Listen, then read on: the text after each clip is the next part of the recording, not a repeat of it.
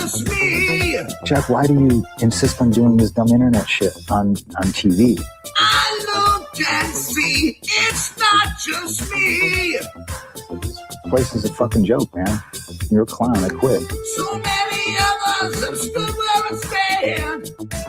We are the young, so raise your hand. So many of us have stood where we stand.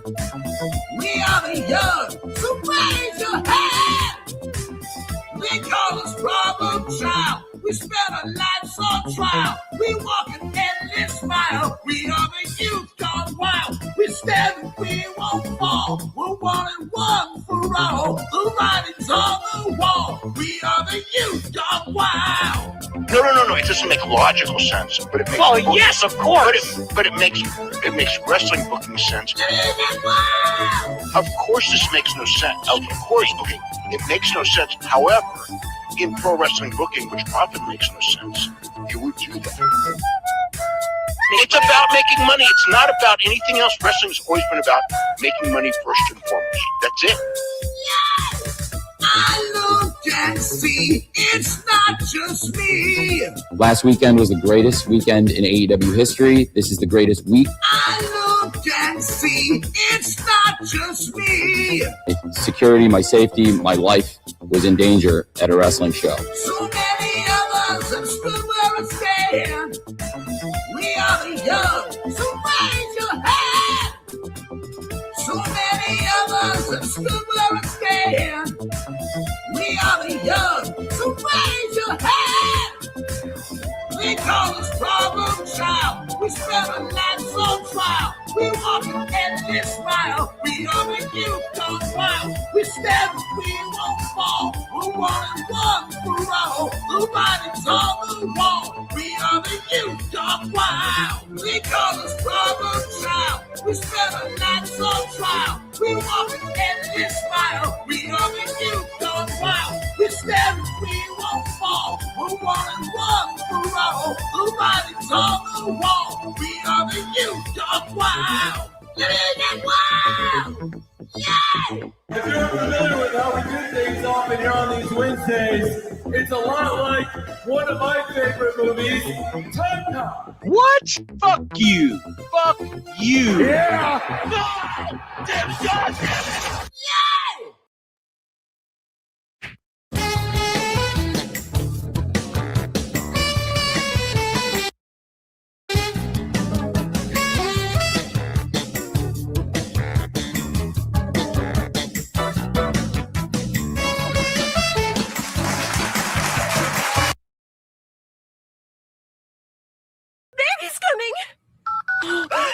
Help me, OBGYN Kenobi. You are my only hope. Wait, you guys are having a baby?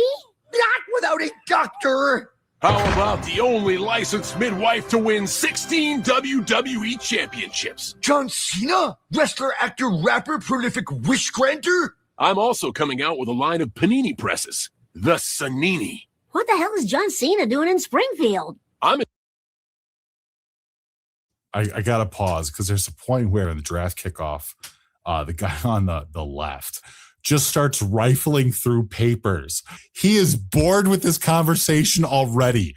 And instead, he's waiting for this Yutz with this fake neck brace on to get through his plugs for his shitty wrestling show. This is like when you go to a friend's house and their fucking 5-year-old son runs over and starts talking to you about dinosaurs. Right.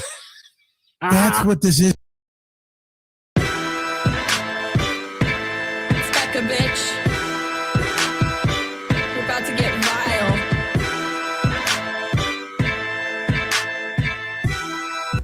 Yeah. I'm a prom queen, but I keep to myself, stacking high green. You're in debt to your health. AARP. Ain't shit old but my wealth.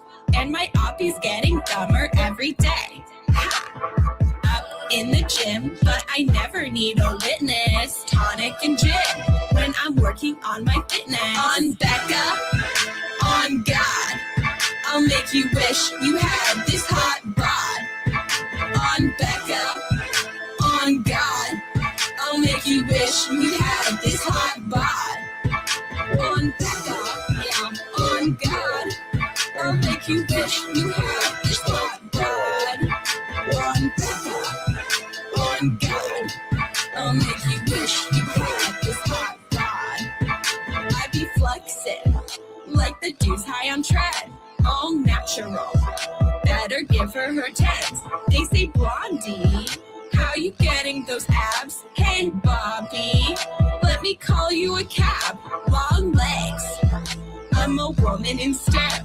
My eggs, fertile, healthy, and firm. My trades, flowing free like the Thames. And my haters getting madder every day. On Becca, on God, I'll make you wish you had this hot rod. On Becca, on God, I'll make you wish you had this hot rod. On Becca, on God, I'll make you wish you had this hot rod. On Becca, on God, I'll make you wish you had this hot rod. Yeah.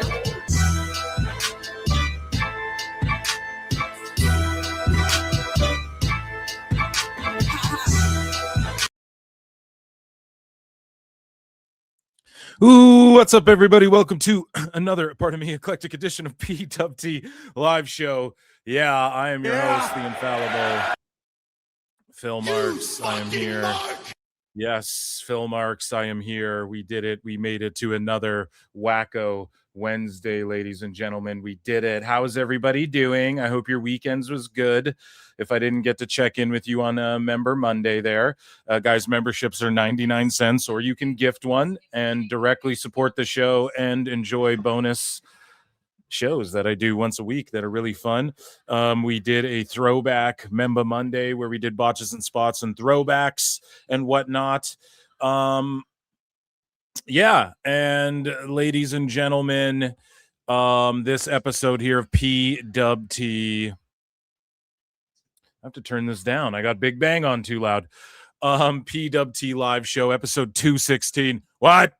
And we have TNA could be fumbling talent. Okay, I've made the argument already. And we're going to talk about that a little bit more because we have updates on 4 guys that are seemingly not going to be with the company ahead of the Impact premiere. Bryan Alvarez gets smashed to oblivion by Conrad Thompson, which is awesome. Come on now, Eric. And we have AEW Dynamite / Collision live, Maximum Carnage. It's kind of a slow news week. The last few weeks, everything's been kind of slow, but we always find something to talk about and laugh about here at PWT. That's the beauty of pro wrestling, right?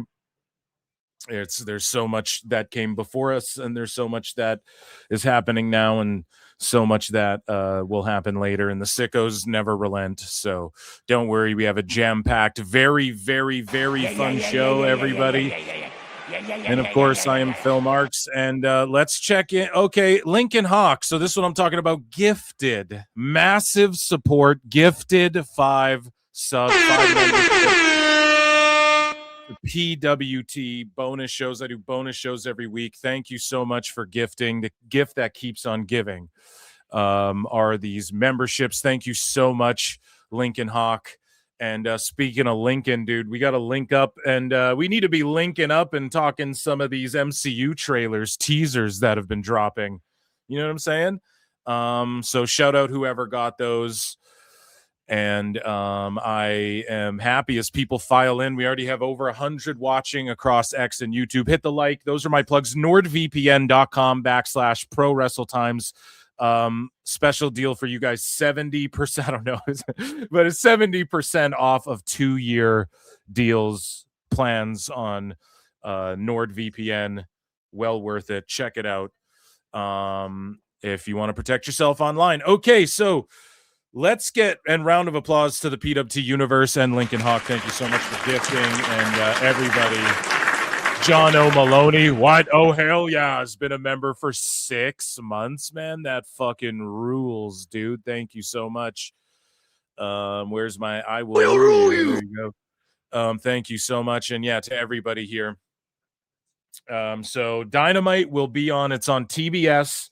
and it's Maximum Carnage tonight. So again, guys, it's another instance where, you know, it's what your boy Phil's been saying, man. They're like adding this third hour. I think they're going to cop out and try and make Dynamite / Collision 3 hours every week or 2.5 every week. You know what I'm saying? So let's get into, let's see here. Should we look at Maximum Carnage before it goes down, or we'll just look at it when we get to it? I don't even need to preview it. Like, really, what is there to preview? I think Kenny Omega's back, and then, you know what I mean? Like, what else is there? MJF and Bandito go face to face, or do they actually wrestle? I can't remember. So we can, let's preview it quick at the top of the show. Actually, let's not change. I see some of you guys in chat are bringing it up, so let's just quickly look at this card very, very quickly. There's not a lot of news in anything tonight, guys. So let's head over here to Phil Marks, Big Marks. And we have MJF in a world title match against Bandito. So yeah, it is the title match tonight. Omega returns. So pretty stacky. Like, if you're a sicko, you're like, oh. It's slowly creeping in me. You know? So Triangle of Madness taking on Statlander and the Babes of Wrath. Oh, they're all champs. Just put them all together. Darby Allin versus Pac. This is tonight, right? Yeah, good. I'm like, I swear we've seen all of this already, other than the main event. Young Bucks and GOA. Or no. So it's a 4-way tag for a future shot at a title. So not even you're the number one contender, just like you can cash in a shot whenever you want, or what? So 4 teams, instead of just having like teams face off and then build up to like these 2 teams are trying to prove who's the best and we'll fight each other in a number one contender. It's just because Jake Something's with Mark Davis. Oh, 2 white guys with brown hair and beards. Just stick them together. You have Mark Davis and Wardlow. You sign a Jake Something. For what reason? And like, good for Jake. I'm glad he's getting that money. But like, it's just like, Tone, what are you doing? Jet Speed, GOA, and then Young Bucks 4-way. So let's just beat 3 other teams. Have one advance. The Young Bucks. Cough. The Young Bucks. You know. I don't know, man. I just really don't know with all that. And I don't know, like 1, 2, 3, 4, 5. Hey, that's pretty cool. It's a 3-hour show, though, is it not? Or is it just Dynamite Maximum Carnage? Is it not a, am I wrong on that? Is it not Dynamite and Collision tonight? Yeah, it just says Dynamite all over the poster. So maybe I was wrong on all of that. I didn't realize. I thought they were calling it Maximum Carnage because they're adding the 3rd hour. So there you go. It's why I'm not a dirt sheet, right? So if it's just Dynamite, good on them. But if this is Maximum Carnage, meaning it's going 3 hours, like, why the fuck else is it called Maximum Carnage? I know they've done these TV specials in the past, but I had assumed it was like a double header. So that's why you don't assume things. It makes an ass out of you and me. Hey-o.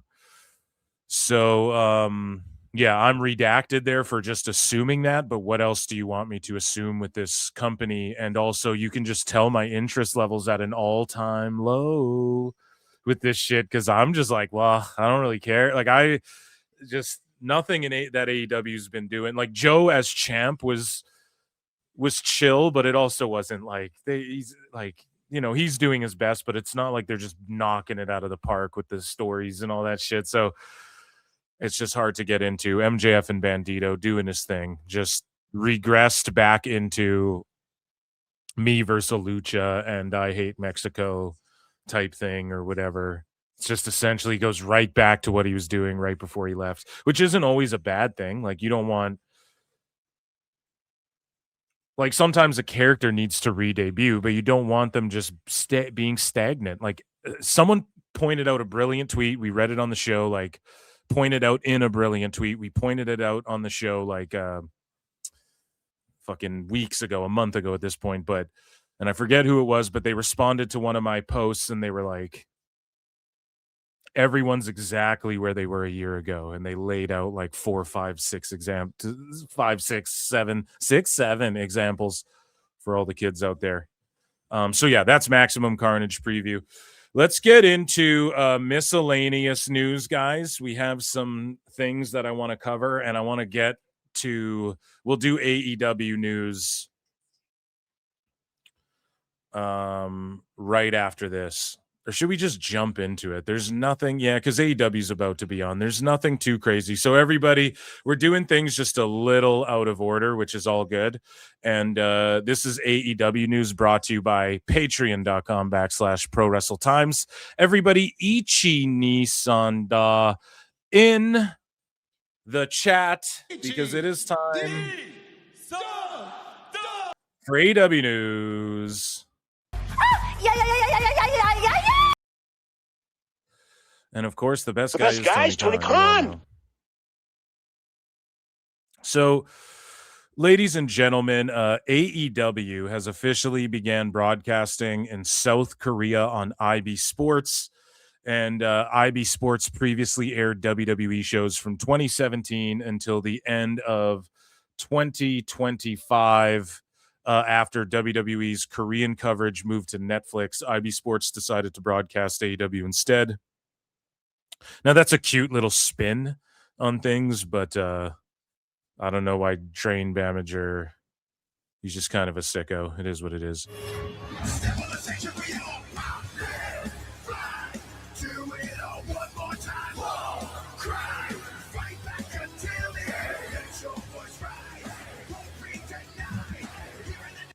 So there you go. In Korea, buddy. Speaking of things that are popular in Korea, I don't fucking know. Mercedes Monea crashes out, and her crash out continues, and she said she's taking a break from AEW. Let's take a listen. And it's like, of course, you drop the titles, dips out. Like, come on, man. You want to smile and laugh and play hero? Well, heroes don't build divisions. Icons do. Over 500 days. Did Monet build the division? Do you guys think that she built the division? Sometimes in life, you got to be a hoe. I just don't know if you can give that, you can attribute that to her. I held that championship. Not because I was lucky. Because I was undeniable. I was the greatest. I was PWI's #1 wrestler of the year.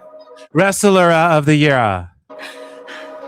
Sports Illustrated #1. And well, it doesn't matter what year it is. What year it is? Do you guys hear it? Do you guys hear it? Year it is. Year it is. I will always be the greatest. But you know what? Ever since I arrived to AEW, I have been shown nothing but disrespect.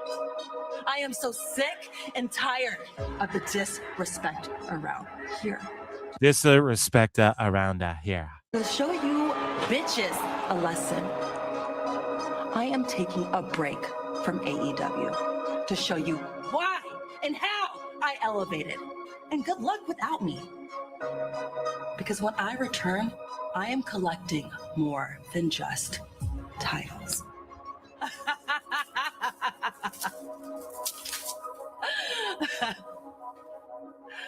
Here's the problem. How long is this break? How long is this break? And she did just drop the belts. People didn't really get over. No fanfare. They snuck it in at a time when no one was really watching AEW. And then she's just dipping out for a bit. I mean, come on, man. It's just some Young Buck shit right here. But I would say that Monet at least did the right thing and dropped each belt. Now, the booking of it might be terrible. That's the booking of it. You know what I mean? That's on Tony Khan. That's on the best guy. Everybody, at least Monet's doing some WWE type shit here. I'm just being honest. Like, this is something, if she had done in WWE, we'd all be, this is like what Bailey's doing in WWE right now, essentially. I'm crazy, but you have to wait and see how crazy I am for a long time, you know? So Monet's going to come back all crazy and shit, then cool, you know? Then as long as it, and she did put people over at least.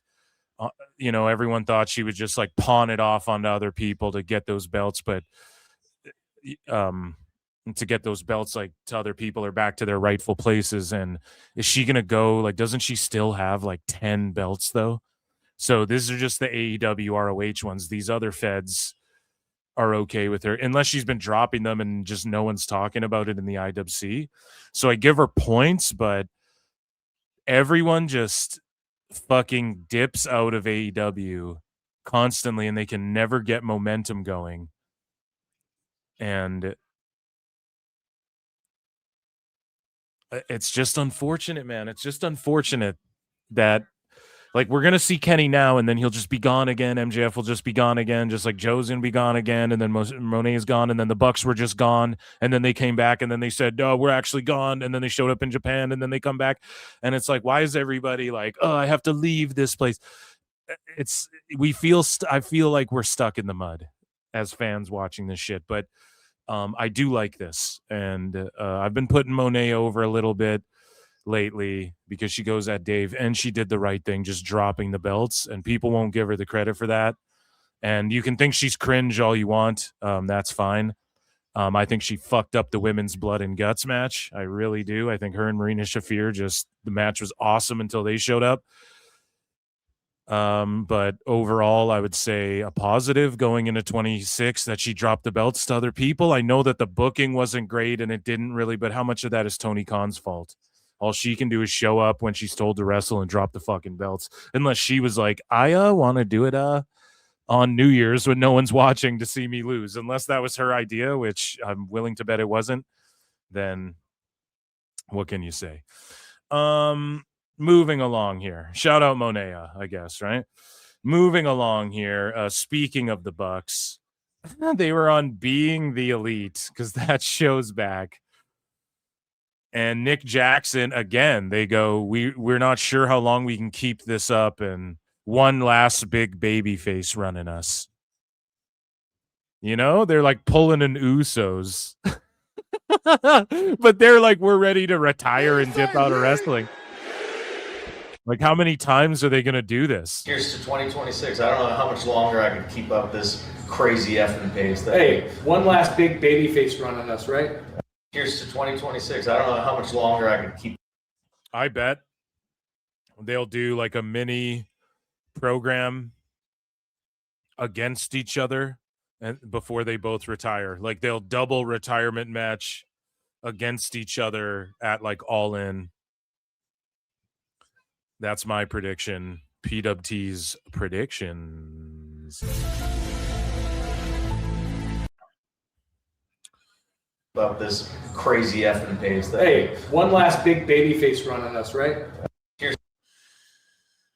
Yeah, I like that they went back to their old gear and they're kind of it sucks, man, because the Young Bucks hurt themselves. Brett screwed Brett, pal. The Young Bucks screwed the Young Bucks, yeah.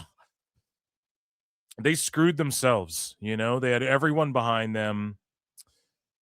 And then it turned into, like, the gimmick was, oh, they're marks for themselves type shit. Killing the business and all this shit. And, like, being very on the nose with we're just going to do the Click and, like, kind of parody NWO and the Click and all that. And so it was kind of over. But then you saw how they handled the Punk situation and all this shit. And you're just like, oh, no, they are actually just marks for themselves in a way that is not good for AEW. Like, fuck, you know, one can only assume, like, look at the tag team division, where it's at and how so many of these tag teams have been handled.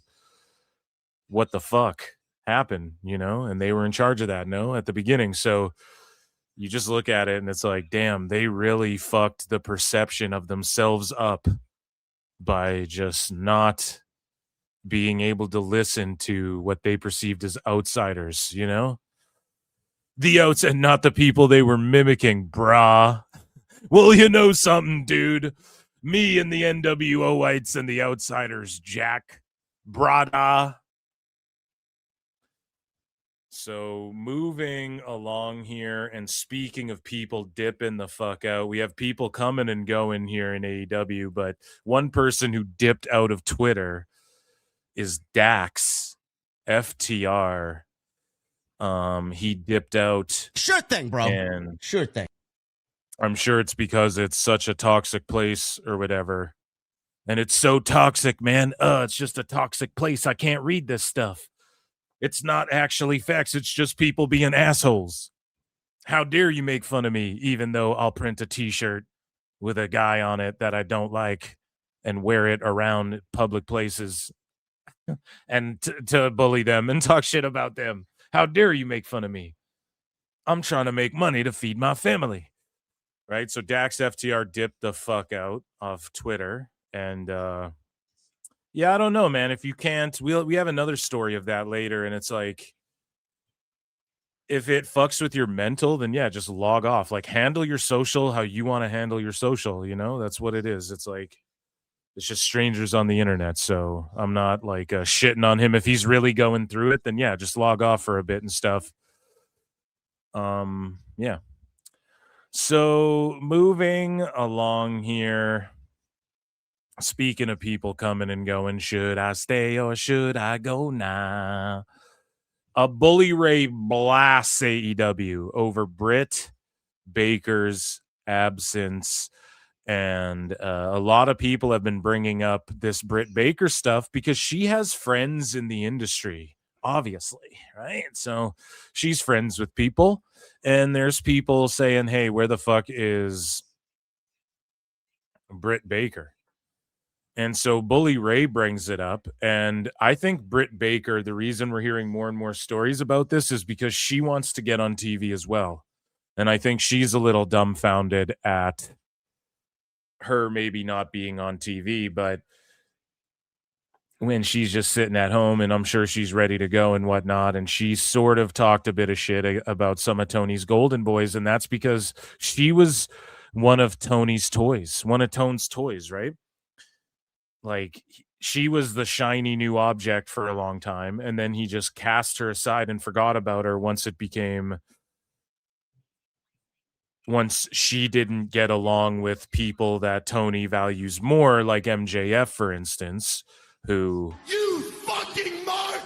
allegedly can just calls his own shots. Allegedly. You know? And fucking Tone, like, he tells Tone what to do, pretty much, you know, allegedly, right? And so, and Britt's like called out MJF. I don't know. Maybe that's a coincidence. Maybe that isn't. But I think people are like going to bat for their friend a little bit here. Now, I've been critical of Britt. Like, the last few times we saw her wrestle, she was the shits. I got to be honest. And I just like asked to get out of my fucking contract. I don't know why Tone is so like, no, you can't leave. Then do something with them. We criticized the Fed for the same shit. And now it's like, who cares when people bring up Santos Escobar? It's like, who gives a fuck if he's on TV or not? If he's signed and happy, he's signed and happy. That's what AEW did. It made everybody go, okay, no, like, we don't want people to not make money. I'm happy that they're happy and making money, but it doesn't mean that Tony Khan, just like Eric Bischoff, can't be criticized for like paying people to sit at home and shit that fans want to see, especially when it's people that fans want to see. And Britt Baker was popular, regardless of what you think about her. But also, Britt Baker broke up with Adam Cole. And Tony Khan loves Adam Cole. They fucking hugged in his private bathroom. And Adam Cole got powerbombed and ended his fucking career getting powerbombed on the apron. And then his girl left him and shit. So Tone's like going to bat for his guy, I guess. But Bully Ray says, has Britt Baker been so out of sight and out of mind that her wrestling career could be in jeopardy? There's no reason why Britt Baker should not be on my television. There is zero good reason why that girl should not be involved in certain storylines right now. And he's absolutely right. Shout out Busted Open and Bully Ray. He is absolutely right. She should be involved in some capacity in AEW programming, but she isn't. And I used to say, nah, it's too late for NXT, but I think that'd be perfect for her. And this is why. They did a bunch of these call-ups. They've been knocking it out of the park with ratings, NXT, for the CW, right? And that's per the CW, so I'm just going based off that. I don't know. Everyone seems happy with it. And if you guys watched NXT last night, you would know that they introduced a bunch of folks to NXT, sort of like NXT call-ups and people signing to NXT as well. So it's awesome. I love if they treat the start of the year on the road to Mania every year from now on this way. Fuck a draft. Just have NXT signs people who are looming around AAA and Evolve and the Indies and whatnot and WWE ID, and then WWE and Raw sign people who are from NXT. Just do that. Like, that's awesome. And then if they want to do some trades and say there's a trade deadline between Raw and SmackDown as well, if they want to put that in effect, okay, cool. And the trade deadline is the day of the Royal Rumble, or however the Monday after the Royal Rumble is the trade deadline or whatever. And then that way you can have or it's like right before the Rumble, and then the Rumble winners can pick whatever title they want to go for, and then that sort of it stays thematic through that season. I'd be so down with that. And then that's a way to get eyeballs on Obafemi if you want to feature him on Mania. It's not just like it doesn't feel so last minute, like we will grow to expect this, but get rid of the draft and all that shit. That's just fucking, it's stupid. It doesn't work when the brands aren't fully split, you know? But the point I'm getting at is there's going to be people in NXT, guys and gals who are in their 30s, who are 37 and on NXT at the top of it. There's going to be people like that. So me and JJ Alexander, and on his show, the Full Circle Radio Network, he uploaded the episode of White Heat. Go to like, I think 2 hours and 37 minutes. I think he time-stamped it. But him and I have a crazy like hour-long argument. He gets so mad. I was listening back to it. He was getting so mad. It was funny. I had a blast where we argue about Obafemi and NXT and like all this shit. But one thing we agreed on was Ethan Page. Like, we can all agree, typically, like the standard, Ethan Page should be called up before Obafemi. Like, everyone can agree. If you're saying, oh, come on now, Phil, to that, I don't know what the fuck to tell you. I think we all can agree Ethan Page, like, on a technically should be called up before Obafemi, but like that's not how it works anymore with NXT, especially how it's like essentially just its own third brand. People want to say that AEW is the challenger brand, then what's NXT? It's fucking beating that, you know? So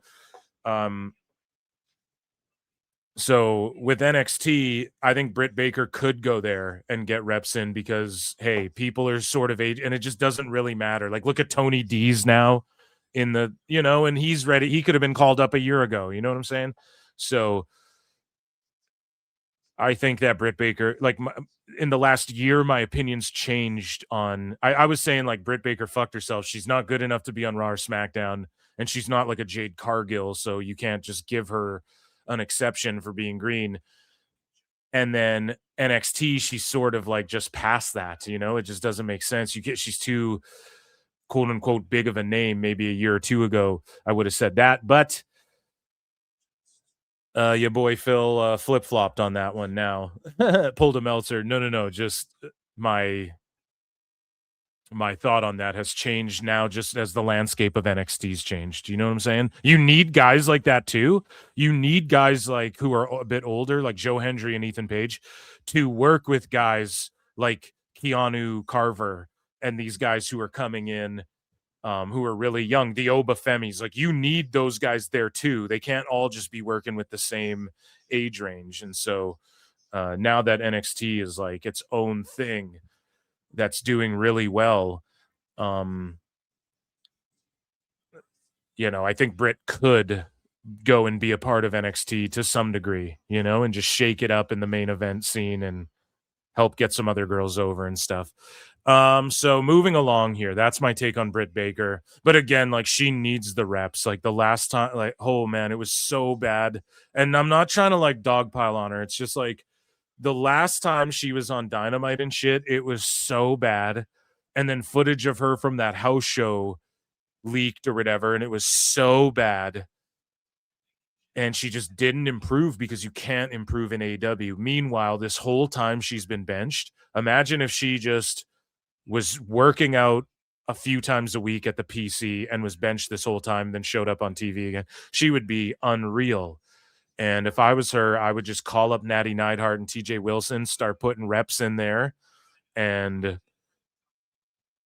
fuck it. Who cares if Tone and them get mad at you, bro? You're already benched.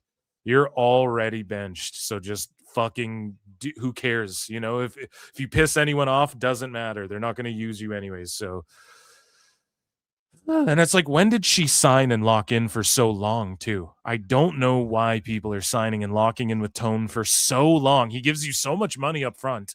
If he's putting you on salary, just take 2 years if he'll give it to you.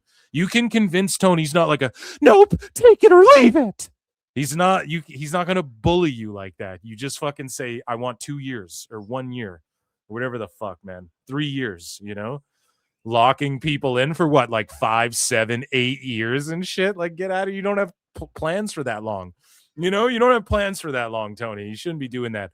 So speaking of people that got signed from the indies and haven't been used, and Sickos didn't even realize, and they're now looking up her random matches she's had. I guess she's had 20 matches in the last year or something since she's been signed. And Tatevik, independent, I don't know if I'm saying that right. Tatevik, I don't know. But she's just sitting there doing nothing. Right? You have Nyla Rose. Someone put down here, Nyla Rose, Britt Baker, Camille. You have Camille doing nothing. Nyla Rose, wasn't she like your first women's world champion or second women's world champion? Just doing that shitty podcast with Aubrey Edwards and Will Washington. Like, who is this? Who is this? And not even a disser. She's got a pretty good look, you know? I don't know if this is what she looks like right now. Good shape, pretty good look. I'm sure you could find something for her. Why is she on the roster? She's not even in Ring of Honor. Is she in Ring of Honor? Maybe she's in Ring of Honor. We just don't know. But Fightful had to report this in recent months. So like 6 months ago. What is recent months? Jeebers. So speaking of re-signing, Queen Aminata has extended her contract with AEW until 2027. Now, I'm going to put this one over before I check in with that. For Queen Aminata, because her neck is fucked up right now. And Tone's willing to re-sign her for, she's going to be gone the whole year. Now, does this mean that he's going to freeze? We'll sign you for a year, but like, and I'll pay you. But like, once you come back, the year starts and I'll still pay you. If that's what he's doing, then I mean, still good for her, I guess, but she needs to get to NXT. She has a look. She's solid for where she's at. She just needs NXT. I feel like she's just at that stage. Even TNA would be a disservice to her right now. I think she just needs to get in that PC and be around people who are like-minded and who are fucking put in the work like she does and could really help her improve. Again, we're ageist here at PWT, so we're going to look up her age, Queen Aminata age, because she's in her 20s, I believe, 29. So 1 more year, she'll be like 30, 31 by the time she gets out of AEW. Fingers crossed, and fingers crossed that NXT and WWE are like, sure, we'll we could use her or something. But I'm not hating on this re-signing, because if I hurt my neck like her and they were offering, because WWE ain't going to offer you shit right now with a hurt neck, and they're like, hey, we'll give you another year, I'm taking that too. That's a W, you know? So that's Ween Aminata, the W is for Ween. Right? So moving along here, or let me check in with chat really quick. We'll throw this up. See, I'm getting super chats and stuff. Guys, there's 240 people watching across X and YouTube. Run the likes on YouTube up to 100. Let's fucking go. And make sure, or if you're on X, just like hit heart or retweet or whatever. Let people know what's up. And I appreciate you guys for being here. Let me see. Rabid Wolverine Elsie Killer 17 for 5 says, I feel like the whole wide world is down with the sickness. Getting up, come on, get down with the sickness. Open up your hate and let Tony come into me. Ooh, Pause. Chris McCarty 7128 says Tony. Oh, sorry, I didn't pull it up. Tony uses the injuries to get free extensions. Well, no, man, no. It's just that, like, you can freeze. That's like a standard thing. Someone gets hurt, you can freeze their contract. Now, if you're talking like football and shit, bro, people like you'll get injured and then they'll just cut you and shit when that's up. Like, it's ruthless. It's more cutthroat. At least in pro wrestling, you're like signed to guaranteed money and injuries are sort of factored in and stuff like that. So I'm not really shitting on Tony for freezing anyone if that's what they sign. But it's like, you guys, just tell him you're not signing a freeze thing. Like, you can negotiate anything with Tone. It's not like Triple H. You don't have to approach it like a serious company. It's just a fucking money mark. So you just say, you can't freeze me if I get hurt. And then, okay, I want 100. Give me $100,000 less. You got to pay for my medical if anything happens. I don't plan on getting hurt, but you can't freeze me if I'm not used or hurt because you don't use people a lot and whatever, or however you negotiate it.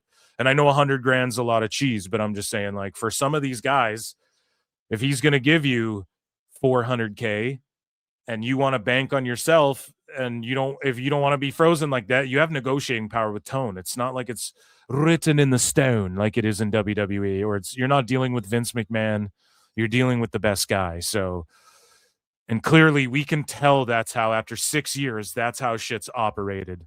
The best guy is Tony Khan. Like MLW Court Bauer had people under fucking more stringent fucking law abiding shit than Tone has. Tone is fucking cooped up, man.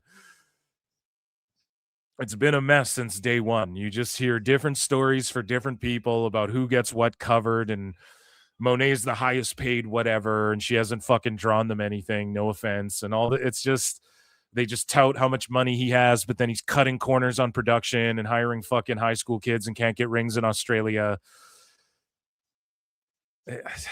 You know, you can fucking, the price is right with Tone, okay? You can fucking, you can haggle, dude.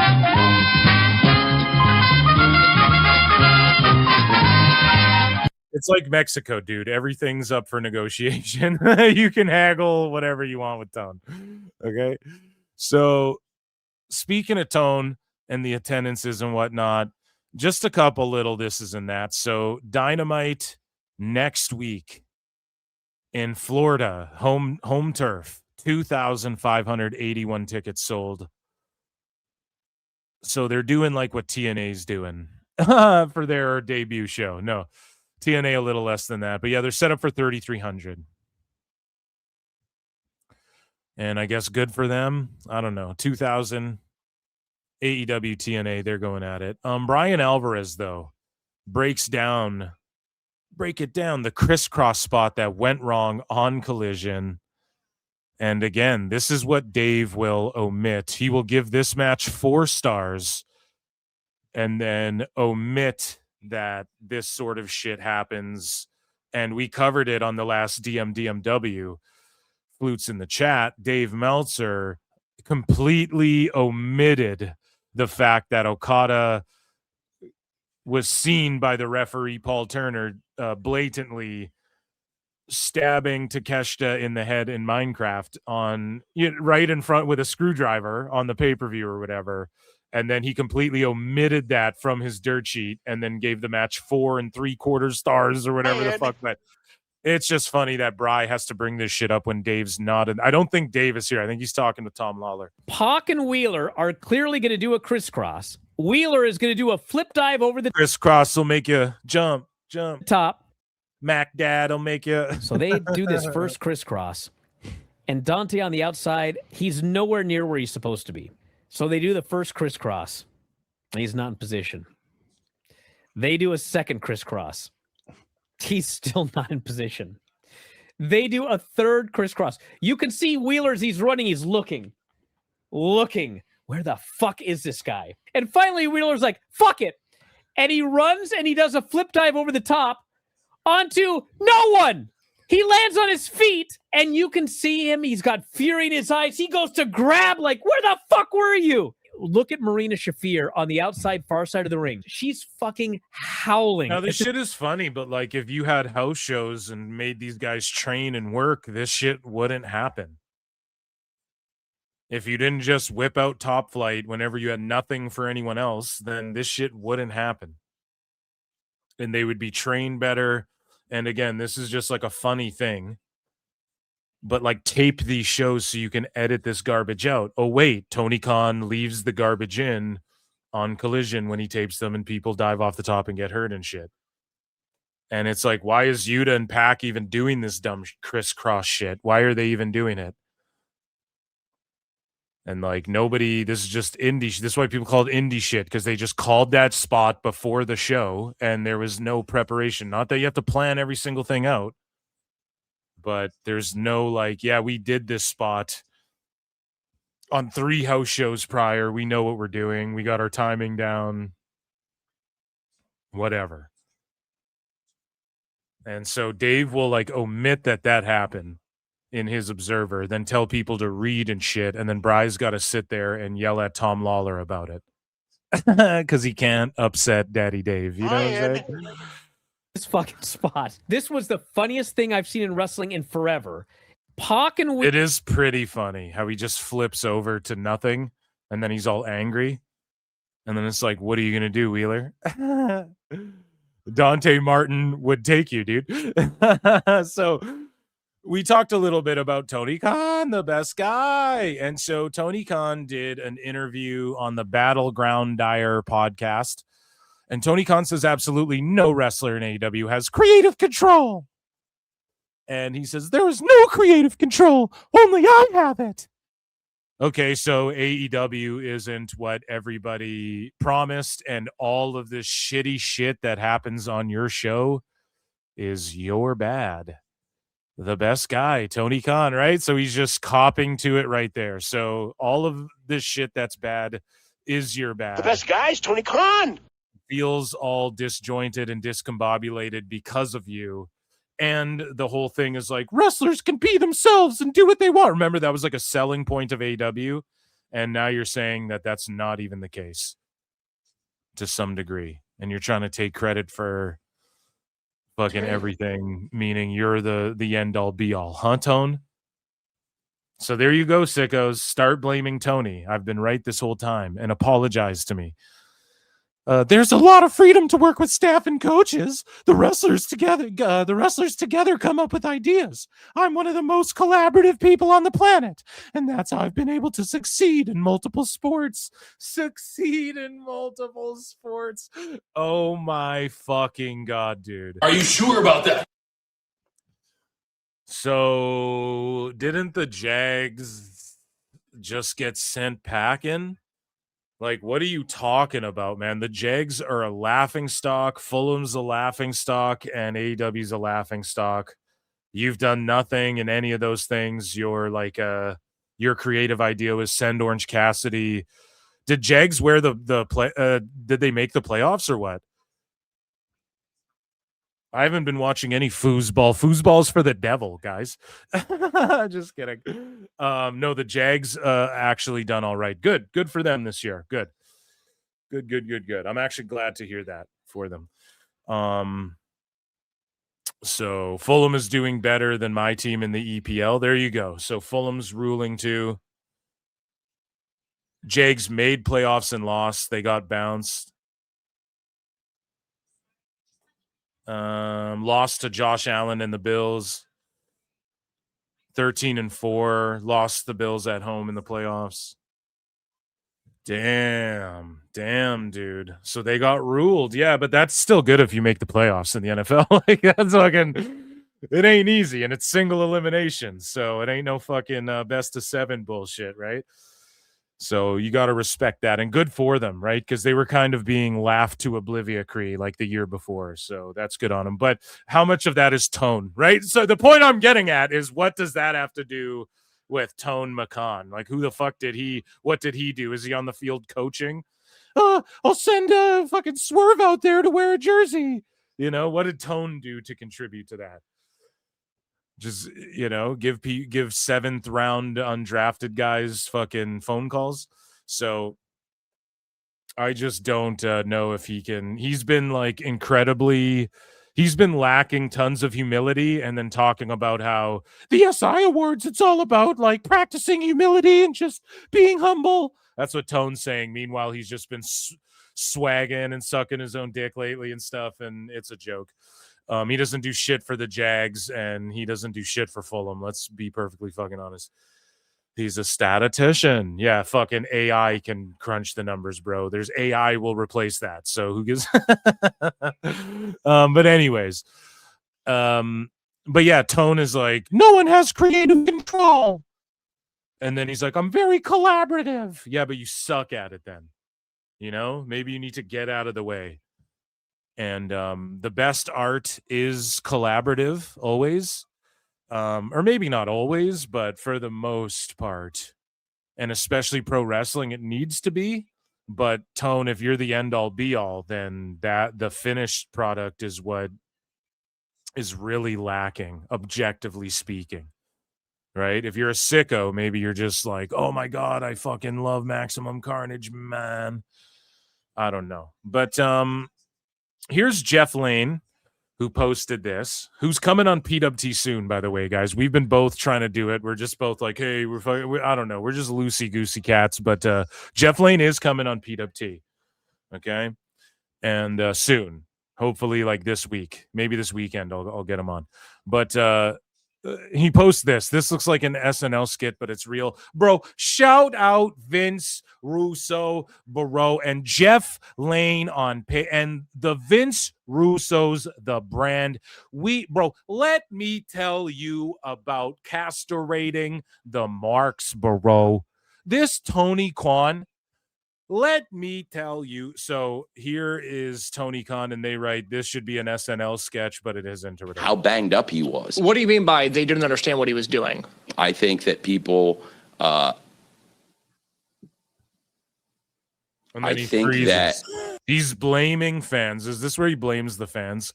God, this makes me sick. What do you mean by they didn't understand what he was doing? I think that people, I think that people misunderstood. See, there's no reason Tone is talking out of his ass and is blaming the fans for not understanding Moxley and his shitty booking. Oh no, you guys just don't understand it. You're idiots. Fuck you. How about that? This is why people don't watch your show.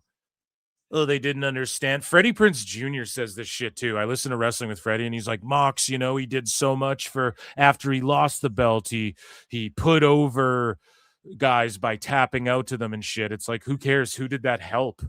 That didn't help anyone. Then he just won the C2 and then turned babyface out of nowhere and just shit on the last year of what he's done. He gave nothing back. He just he tapped out in this tournament that he could, because the point system allowed him to lose a couple times, but then still win the tournament. That's just a snake way of getting himself over, dude. So Freddie Prinze and Tone are both like, I don't know what they're doing, trying to push that this mock shit was good. They've lost 20%, 14 to 20% or whatever the number is of viewership year over year. And this last year was Mox. Everyone, even the sickos, going, this Mox shit is terrible, until the point they were just forced to take it. And they just keep hemorrhaging viewership and shit. You can't put that over. It didn't help anybody. It doesn't matter if you put someone over, but the TV rating next week is your lowest you've ever done. That's not really helping anyone, you know? It helps if he draws. He's not drawing doing what he's doing. It would help everyone else if he put them over in a way that people saw it and shit like that. Less people are watching than ever. And then he just still won the tournament and then just turned babyface, didn't explain it, took a shit on everyone. That was Tony's brilliant creative. Holy fuck. Blame the fans. And this guy's sitting there like, are you fucking frozen like a robot? This like, is a rib. Can you stop it? Somebody edited it like this. This is AI. That's exactly what I thought. This is AI. I found the video on Q101's YouTube page, and I found this spot in the video. This is not edited. This is legit. How banged up he was. What do you mean? It's just embarrassing and humiliating, man. It's just humiliating. And like, it's okay to sit there and think about what you're going to say before you say something stupid, but he's trying to not just blatantly go, the fans didn't get it and critics didn't get it and we're just too meta and above everyone. It's fucking cringe, man. It's like all these Stranger Things Conformity Gate redacts. Like, guys, yes, the episode was meta and they hid things in the background and they changed the colors. And they had people, yes, because they want you as a viewer to feel uncomfortable and they're trying to be meta, but it doesn't mean there's hidden episodes that haven't come out yet. You're not smarter than everyone because you're pointing out blatantly bad plot holes and fucking things that they did do to try and be meta. Like, yeah, it's a plot hole. There shouldn't be water in the Upside Down. That doesn't mean there's hidden episodes, guys. Like, why do you need everything spelled out for you? And then or why do people blame fans or then one section of fans? You have all these Stranger Things fans getting mad at everyone who are just like, I don't really like the finale. You idiot. There's more to it than that. No, dude, you're just, no, you're not smarter than anyone. Shut the fuck up. That's what Tone does with this goofy ass booking, and that's because he's the best guy. Triple Cup Remix world premiere, ladies and gentlemen. Shout out at Chairman Awesome. And here's the Triple Cup Remix lyric video world premiere.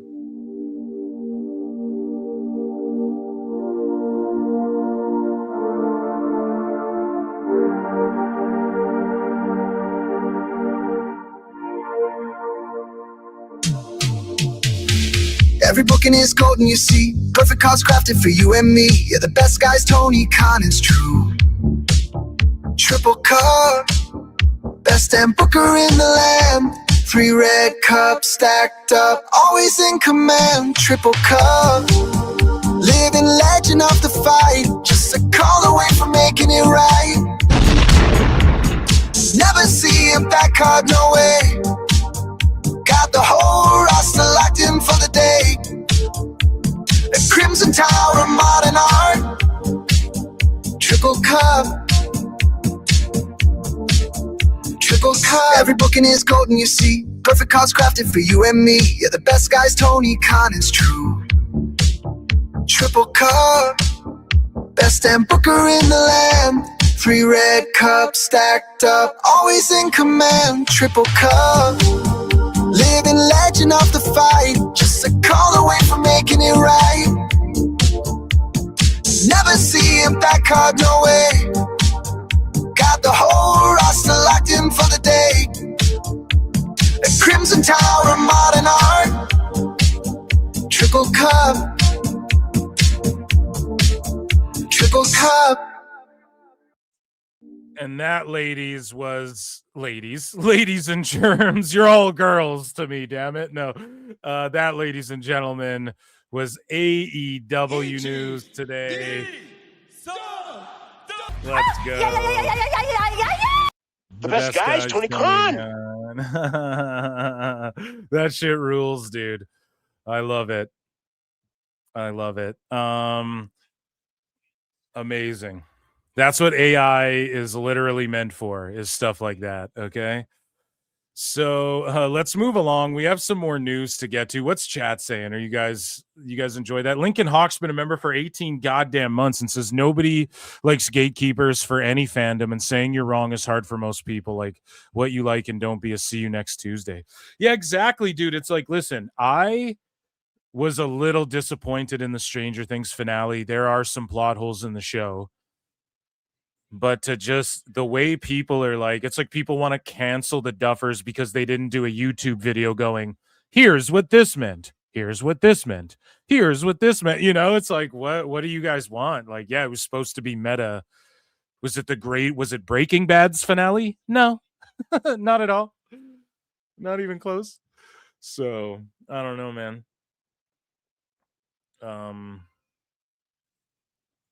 But there's a level of gatekeeping, like there is, I mean, okay. If someone's agenda is I want to tear something down just because like it's in bad faith, which again, like how do you even determine? People just throw good faith and bad faith around. But like if someone is being bad faith, then I guess, yeah, that is, they should be gatekept, you know? But if someone in good faith is like, yo, guys, 11 plus 1 equals 12, and the 12th is when, it doesn't mean you're getting a bonus episode on the 11th.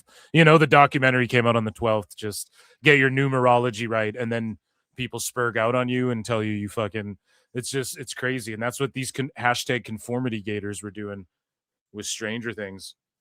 It was like brutal. It was pretty funny, though. It was like Sicko all over again.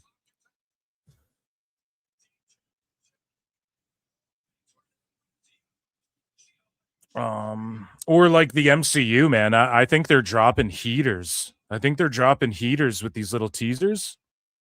I think the MCU is like getting people excited again. And the Russos, of course, were going to do that. And yeah, you just see some people like desperate to be sour on that. And it's like, why?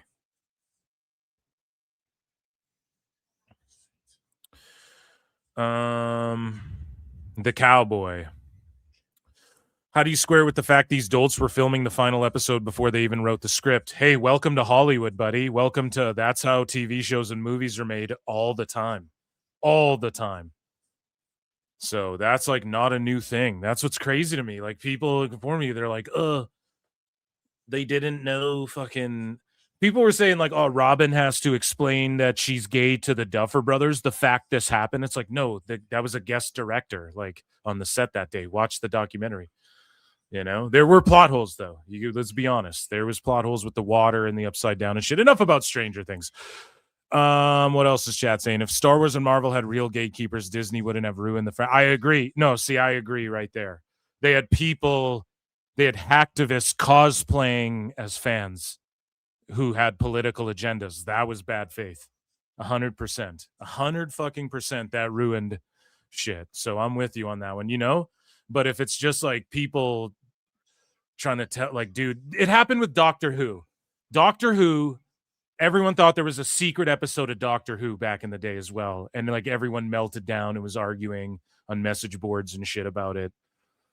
You know, this isn't the first time it's happened in TV. It's just the first time like Twitter is so like there's so much bot accounts, and you guys see this in pro wrestling. You guys see it in movies. You see it everywhere. If you go on Twitter, politics, whatever, there's like people who are clearly just like engagement farming and shit. And it is what it is. That's the call. You got to just know how to discern what's, and there's some of these conformity gators that I don't know, man. They getting like massive impressions, like 38,000 likes and shit on posts where it's like, on posts that are just ridiculous, you know? It's like, it is what it is. So how is this show starting? How's Dynamite starting? We're going to get into myths. We got Pac. I like, again, so AEW keeps doing the Renee Moxley good, the Renee Paquette Moxley good, Megan O'Leary ripoff of UFC, where they go through the tunnel and then she's talking and then they kind of pan to the wrestler. That's a nice touch for me with AEW. They've been doing it consistently, clearly listening to PWT, so points for that. Okay, let's get into okay, Sauce Inc. has been a member for 17 months. Hawk has me beat by 1 and George has me by 3 months. All hail the Illuminati, bro. I invented Stone Cold. Bro, I invented Phil Marks. And I created JCW, bro. Violent J is a mark, bro. There would be no Juggalo Championship wrestling without me, bro. Let me tell you, I'm changing the name to Jesus Christ Wrestling. That's right. Our Father who art in heaven. Bro, I'm a Christian now. Bro, hand to God. Let me tell you, by the end of this year, bro, Jesus Christ Championship Wrestling will be beating the WWE. Okay, so let's get into some shit. I'm just should never take the Lord's name in vain like that. Okay. Let's head over to miscellaneous news, ladies and gentlemen. I'm afraid I've got some bad news. Ladies and gentlemen, I'm afraid I've got some bad news. So Tanahashi is starting his retirement off with a bang by selling high-energy exercises for women's beautiful bodybuilding on DVD. So he's doing like these Tony Little style beach workouts or whatever. You guys remember Tony Little? You guys remember him? Oh, dude, he had those tapes. He had those fucking workout VHSs or whatever.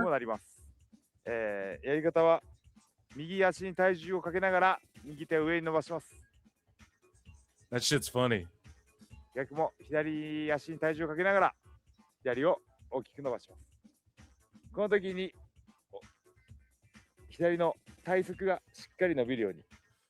So there you go, man. Crushing it. Selling DVDs still popular in Japan, or is this a rib on me? Saya Supremacy.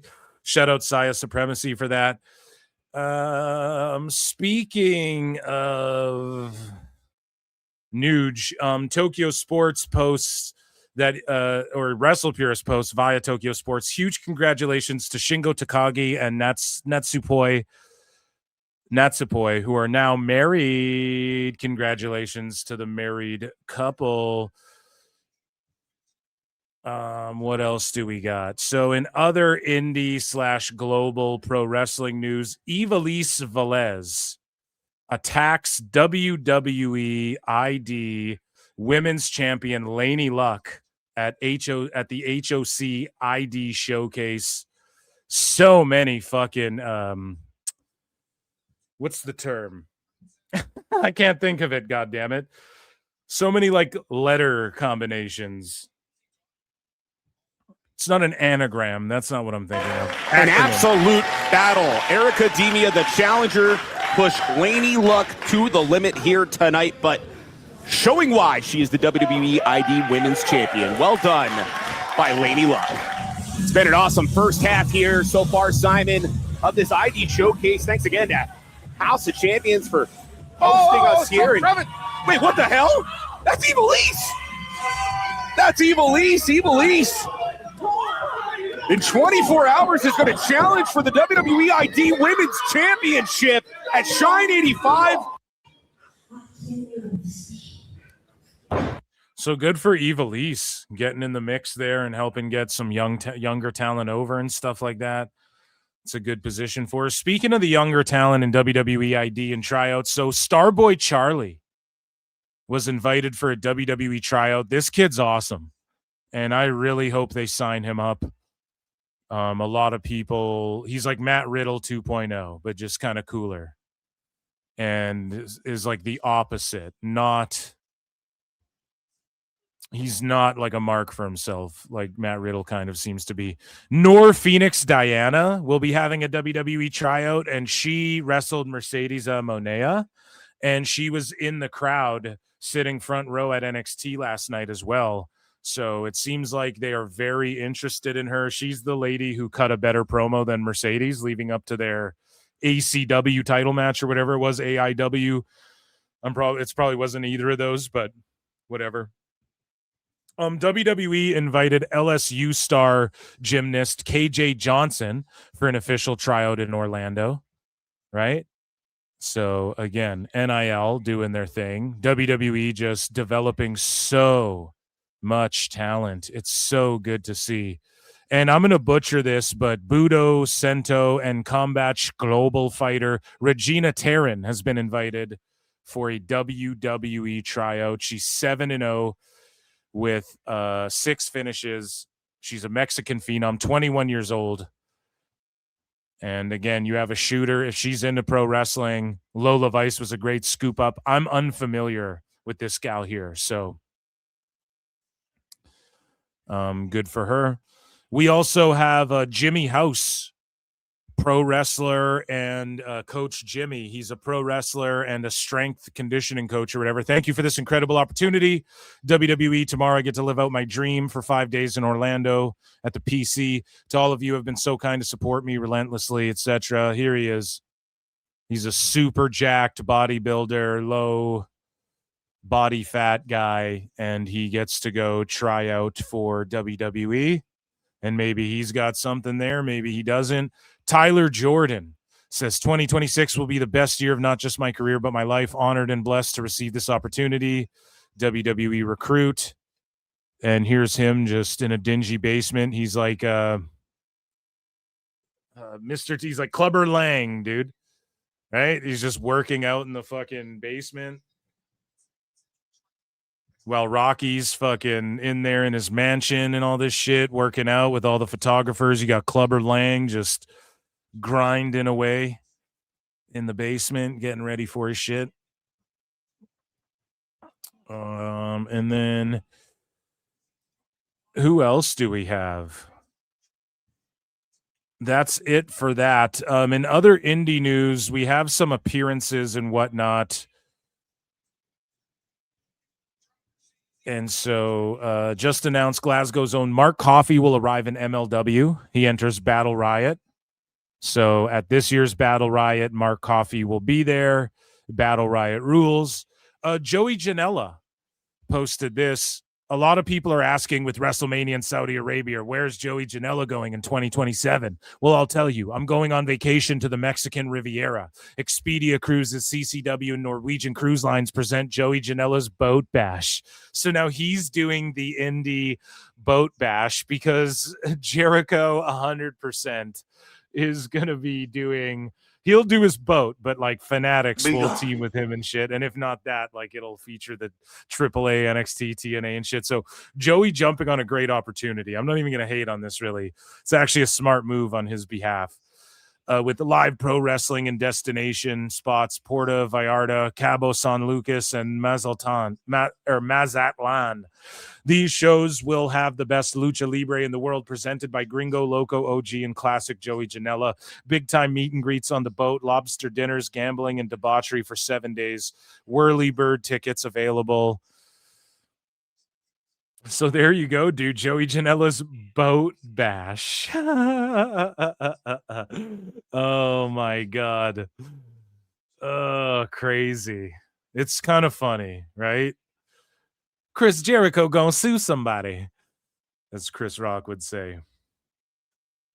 So in other indie and this is and that's news, Shotzi will make her NWA debut in 2 weeks against Natalia Markova. Ballsy badass makes her NWA debut. And what a wild debut it would be if I snatch that championship off of Natalia Markova. Now that's wild, and that is exactly what I do. The wild one spreads her wild thing all over the place. Yeah, Shotzi's crushing it on the fucking indies and just everywhere she's going and everything she's doing. She left WWE and has just been full steam ahead, which is good to see. So here is Billy Gunn in a hot chocolate commercial for some reason, and I just thought I'd... Greetings, Stacy. Hey. Hello. Hablamos en el idioma del español, ¿no? Y los ojos. I want to drink your bath water. Wow. So Billy Gunn just shows up and flexes. Oh. Yeah. Stacy, focus. Here. And that's why I don't eat shellfish. Hi. Hi.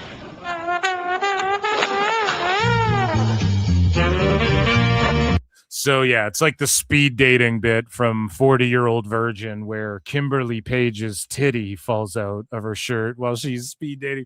You know, it's like all these, it's like the reverse of that in a way. So shout out Billy Gunn in a hot chocolate commercial, bro.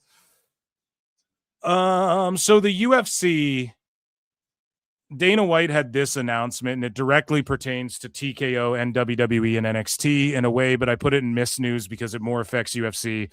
But the next time NXT or TNA does a show out of the Apex, it is now called the Meta Apex. What's up, everybody? Happy 2026.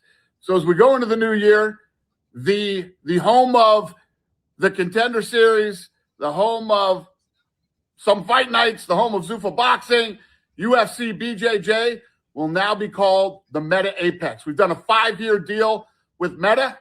So welcome to the new Meta Apex. What's up? Yeah, that fucking sucks. It is what it is. I mean, all these arenas and all these buildings have fucking names, but like, what are they getting paid to do this? That's all it is, you know. And like the Meta Apex, and it's like, fuck, they're gonna just do more Apex shows, aren't they? UFC's just been phoning it in, and it's funny because MMA fans will come together and agree UFC's the tippy top of MMA. UFC is the tippy top. Maybe there's like some 1FC and JMMA fans, and there's some like Bellator, PFL fans or whatever. Bellator is no longer around, but sure, there's fans of these other promotions and shit like that, and maybe the way they do things, but it's undeniable, like the best fighters and the best everything production is the UFC, the cream of the crop with everything. But they just, because of that, they just completely phone in the marketing now, and UFC fans are kind of pissed off about it. But they're not all sitting there pretending that like PFL is better, you know? So, and they don't give a fuck because they just draw, like, people think WWE's bad. Dude, UFC doesn't give a fuck, and they sell their tickets for so much, and they just continue to draw. And they've had ticket sale trouble as well, where Dana, like, will, you know, everyone does it. They paper the house a little bit, and like everybody's making fun of Dana lately for just not giving a fuck. Like his fight announcements are just him. He just pulls a Tony Khan, but at least Dana knows, like, here's just a quick 24-second announcement. Like, at least if Tony did it this way, it would come across better. This is a step above Tone, but Dana gets criticism for the same thing. He just hops on his phone and goes, oh, this is going down and this is going down, and here's the matchups and peace out. And then he just lets everyone else promote it for him, which is like not a good look. And it's just I don't know. There's definitely ways UFC can step shit up, and how the TKO merger, people want to shit on WWE. I don't know. They've done way cooler shit with WWE since the TKO merger than UFC's done with UFC. That's for goddamn sure. So I don't know. I just wanted to throw that in. It's called the Meta Apex, or the Meta Center or whatever. So next time NXT does a show out of there in Vegas, it will be out of the Meta whatever the fuck, okay? So that's quite interesting. Moving along here, the main story. So Priscilla Kelly, who's been crushing it on the indies as well since leaving WWE, she is excited, and she says, I'm going to Israel. And this guy says, huge news from the Israeli wrestling scene as ex-WWE NXT star Hell's Favorite PK is making her IPWA debut at Passover Bash. Right? And so she posts, I'm going to Israel to wrestle. Five minutes later. And then she has to tweet this out. I have made the decision to not travel to Israel for the show that was announced earlier. My intention was never to make a political statement. So what happened? A bunch of sicko redacts made it political. How dare you go to Israel? Just like with Saudi. How dare you go to Saudi? Fuck, man. God damn it. Why do people do this? My intention was never to make a political statement. Literally all she tweeted out, I'm going to Israel. So fucking she's getting paid to go see the world. That's why you get into wrestling. You're canceled. I tweeted on my lithium battery powered smartphone that a child in an Asian sweatshop somewhere assembled for me. You know what I'm saying? Like, fuck you guys, man. I fucking can't stand that virtue signaling pussy ass bullshit.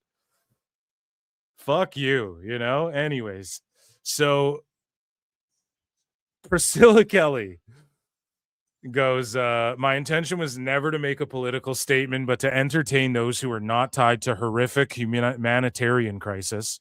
I do not want to be a part of this any further or give the idea that I condone the actions of the government. So now if you go and wrestle in a place, you condone their government and shit. Like, no, people are dumb and they're extrapolating they're spending way too much time on Twitter and being propagandized by hacky fucking late night hosts and all these fucking shitty news organizations. God damn it. The world. Wish we could turn back time to the good dope days. Who's with me? Oh, man. I do not want to be a part of this any further or give the idea that I condone the actions of blah, blah, blah, the government in any way. I apologize for any harm this may have caused. Harm? And then she got off of Twitter entirely. She's like, I'm stepping away from X. Where the fuck? Why? I thought I had that film marks, bookmarks. It might be in Sickos though. Let me just see if I have it. Yeah, so here, I accidentally put it in this folder, but she says, due to an influx of violent messages, I'll be taking some time away from social media. Oh my God, people are so fucking this is about safety and well-being, no doubt. So she's legit like, I am getting fucking threatened over this. I need to literally get off social media for a bit. I appreciate the support and understanding. Holy fuck, man.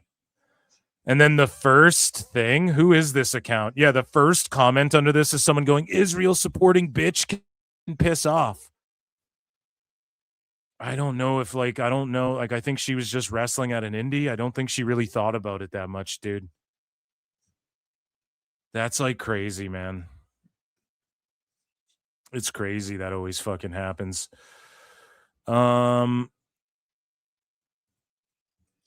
So Jeff Lane had this to say. Priscilla Kelly takes a booking. Internet is terrible to her. She cancels the booking because the internet was terrible to her. And then the internet is still terrible to her. It's not enough for the cancel pigs. So then she deletes her X account. Just because you disagree with someone doesn't mean you have to be a complete asshole to them.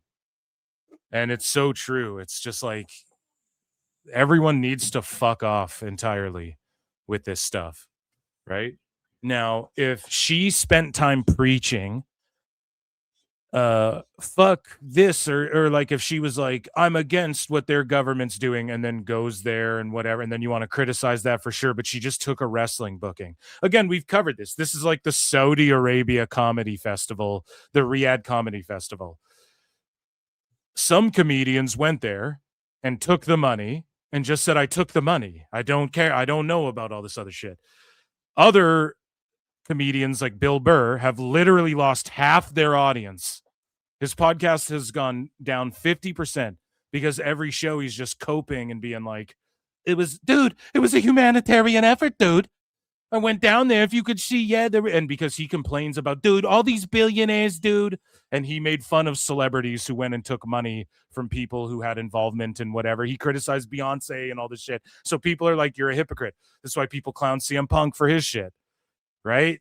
You can't say what you said and then go there and fucking, well, you can. It's not like you can't, but it's like people are going to not take your shit seriously. But it's just in these instances where she took a booking and now people want her to delete herself or want to delete her. It's just so cooked, man. It's so cooked where society's at for realsies. And that, ladies and gentlemen, for really realsies, to get super serial for a second. Ladies and gentlemen, that was some bad miscellaneous news there. Ladies and gentlemen, I'm afraid I've got some bad news. So let's head over to, we have some TNA news. Now, this is the tippy top of the title here of this stream, because TNA debuts tomorrow, which, by the way, guys, we will be streaming TNA on AMC tomorrow, live on PWT, their debut TNA Impact show. We're going to watch it together with the PWT universe, so make sure you guys are tuned in, and we're still going to get a Dave Meltzer dumb moment, do not worry. So I can't wait for that will be super fun. And I just need to hydrate here, drink some water, and then we'll get into TNA news. Patreon.com/Pro Wrestle Times. These little videos I've been dropping and shit, you get early access to them on there, and there's bonus content. There's bonus episodes of Dave Meltzer Dumb Moment of the Week going up there as well. They won't be as long. They won't be like 3 hours long, but bonus episodes of stuff will be on Patreon as well. So stay locked in for that. And thanks you guys for all the support. So what is chat saying here? Yoda Cola's been a member for 21 months. Guys, I do bonus shows for members and patrons as well. If you're a YouTube channel member or a patron, every Monday I do a Member Monday bonus show. So lock in with your boy Phil Marks and become a fucking member. Come on now, Eric.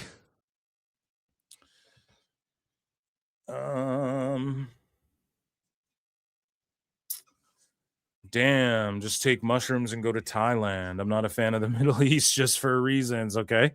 That's what chat's saying. Is it just me or are these lights messed up? Yeah, the lights were going out. The lights were going out on the last show. Dave had to address that. Man, bear, pig. That's what society is. We got motherfuckers just man, bear, pigging everyone, getting them so fucking scared and angry at everything. That shit that is like, it hardly affects you day to day. You know? Was Amir, did Hangman almost get hit in the face by the pyro? Wouldn't be shocked. One of them just got released. Okay, chat. Let's get into super chat in, guys. I'm dropping heat tonight. Let's get into some or check out Patreon, some TNA news here.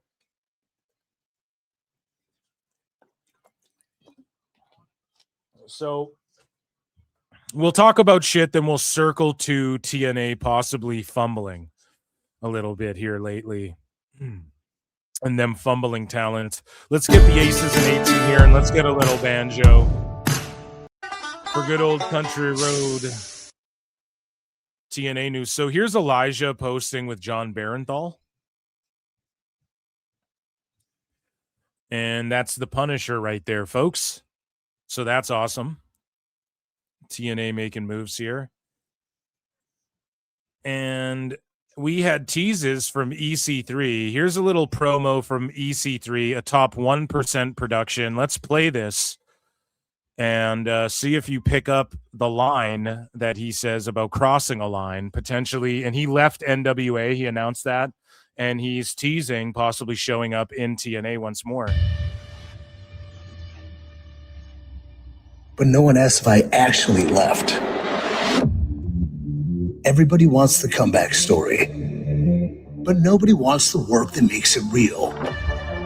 The ritual, the routine, the righteous vanity, hostility-driven self-actualization. 3% body fat, 97% aura.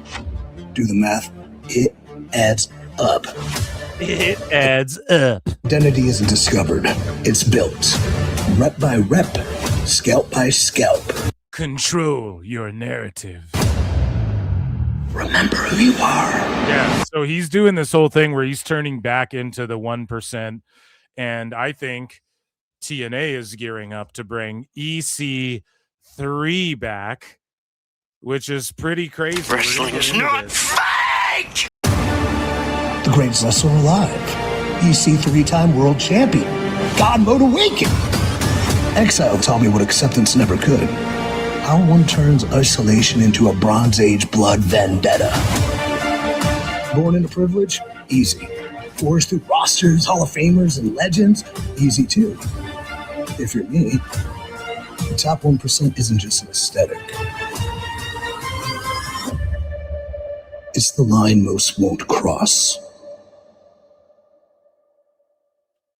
Now, I'm okay with him going back to this because he's sort of told this story throughout all the feds he's been in of this evolution of this character and whatever. So I'm okay if they bring him back. However, well, let's talk about some other people they brought back. Or that they're bringing back and have re-signed. They re-signed Hometown Man. They're bringing old EC3 back. There's Hometown Man, which is just Diener, I'm pretty sure. And then Steve Macklin has come to terms with TNA on what is described as an extension. This is courtesy of PWI on his existing deal though the length is unknown. Macklin is currently taking independent bookings through April. So they're bringing in Macklin. I'm not trying to shit on Macklin or Hometown Man, but they're working hard clearly to re-sign him, and they did re-sign Hometown Man, and they're bringing back old EC3, something that, let's face it, was like on top during a dark period. It was working though. It was working like for TNA fans, and it got there's a couple things TNA did. EC3 for a bit there, people were talking about him, okay? Even WWE fans. There was a little clamoring of WWE fans, a smattering of WWE fans who wanted to see EC3. And I guess they'd be TNA fans as well. And then when he came into NXT, people were like, amazing. He's going to do great things in the WWE and stuff like that. I don't know if you guys remember back then. He had a little run. He had a moment. So I'm not mad at them bringing him back, but like, do they think it's just MJF? Like, MJF's just doing EC3 from back then. So are you going to do that now on TNA because they're on AMC? Do they think like, oh, we'll strike gold with him again and this will be the opportunity and he'll really get that chance to take us to the promised land? I have fingers crossed and I hope it pays off and that works for them. However, TNA, they don't re-sign Jake something or Jake Doyle, who shows up in AEW, yeets out and fucking. And before that, Ace Austin. Did I write Austin Aries? Austin Aries is still going as well, but Ace Austin, they let him go, and he's just like doing what in AEW? Like I said, Ace Austin could be a main guy in WWE or NXT or TNA on his own, in his own right. AEW, good for him to get some money, but like that's the last place he should be. They're not going to book him correctly, and he's awesome. Jake something, same thing. It's like, bro, and like I don't blame any of the wrestlers for going with Tone. Again, he throws so much money at them, but it's like, and you can tell he's really going at TNA right now. And if Tone brought in all 4 Rascalz, I literally would not even be shocked. And also, we covered Killer Kelly, who's with Myron Reed, left fucking TNA as well recently. And is that a sign? Like when you see spouses, like in WWE, when you see spouses leaving the company or going to a certain Raw or SmackDown, you can assume that the other spouse will shortly follow, not far behind. That's how it typically works in wrestling. And I don't know. It's like, oh shit, in TNA, like are the Rascalz dipping out? Would Tone offer money to all 4 Rascalz and shit to bring all 4 of them in? I could see him doing it. Based off like Wesley just recently leaving the Fed and all of this shit. And the Rascalz, dude, are no longer gonna be with TNA allegedly here. And this is courtesy of PWI. The belief among those spoken with is that the Rascalz are no longer contractually bound to TNA. Fuck. Zachary Wentz and Trey Miguel had deals expiring at the end of 25, and it was said TNA did not option those deals to continue. Myron Reed's Twitter bio currently lists him as a free agent, so it would appear he is not under any current deal. Desmond Xavier was not signed with the promotion because, yeah, they just brought him in for like a one-off or two, whatever the fuck. You know, TNA will do these one-off or 3-month deals or 1-month deals, whatever the fuck. They are all still lined up on the TNA website roster as of now, but the belief is all 4 are free and clear to appear anywhere they wish. So you even had, we just talked about Elijah, and he was with Barenthal there in that picture, and he even quote tweeted this story and was like, yo, boss, re-sign them. Like Carlos Silva, re-sign the Rascalz. I don't know if you should be re-signing Hometown Man and Macklin and shit and not making sure you're locking in these 4 dudes. As a faction, they work as any combo of any 2, feuding against each other, and as any individual. I mean, I just think these 4 dudes, I mean, wherever they go, maybe WWE's interested though, and they want to put MSK back together or some. I don't think so though, because they just let go of Wesley. Why would they have let him go? They had the chance right there. So it's like, okay, do they all go to AEW? Good for them if they do. Get paid in the fucking shade. But I just hope Tone would actually know how to book the guys. But he could do it because, I mean, it's a dagger to TNA. And I don't know. Tone has an opportunity here to like really stir up the war between them and TNA. But then at the same time, that just confirms what I've been saying, that it is officially NXT, TNA, AEW at war. It's not AEW and WWE in any capacity. But shout out the Rascalz, and I fucking hope they get paid in the shade. If I'm TNA, man, I'm not letting these guys go anywhere, though. They know how to get over. They have names. They're respected. Like I said, as individuals, as tags, as a tree, whatever the fuck you want to do with them, it works. It's a built-in faction. Here's the beauty of what they have going on, too. When is there ever 4 dudes in a faction, like 4 brothers who are all at the same time free agents and could go make a huge play somewhere? I think all 4 of them could show up on Raw or SmackDown, and I wouldn't even be mad at that, but I know that wouldn't happen. So yeah, it's crazy. And just to confirm this a little bit further, like TNA is no longer advertising Leon Slater versus Myron Reed for the X Division title this week on Impact. So, and then they also, AMC dropped the graphic for Jake something on AMC. So I'm sorry, guys. TNA is fucking up here. Outbid. And when the talent, and kudos to the talent who see, okay, we just got a $30 million TV rights deal or whatever. Break us off a bit of some of that. Break us off a piece of that Kit Kat bar. You can't blame them for that either. Right? And so kudos to the talent for like going and getting their money from Tone or wherever they're getting it from. But also hopefully this doesn't backfire on the Rascalz, or they all don't get separated again, because I think the 4 of them need to just, they're hot right now. People are talking about them right now. Capitalize on being the 4 the four horsemen are back together, you know? So 150 in chat. We're at 50 likes. 50 more likes, you sons of bitches. And so moving along here, this, and I'm not trying to shit on TNA in any way, but we got to call it like it is. TNA is planning for a return to Nashville, Tennessee in early February. It's according to Fightful.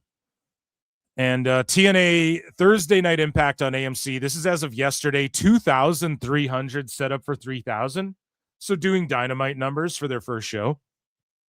Fucking A. I'm excited. We'll be streaming that shit tomorrow. And on Busted Open, just to end it on like a light note, because you guys know I'm hyped for TNA. I don't want to just bury it, but they're fucking up and Tone's taking shots. I don't want to hear you guys re-signed Hometown Man. I want to hear you re-signed the fucking Rascalz and like Killer Kelly and some of these people. You know what I'm saying? Like, and fucking Jake something. Like, these are the fucking guys we want to see, dude. I don't know, not to say Santana and them aren't, but like Cardona's now back in WWE.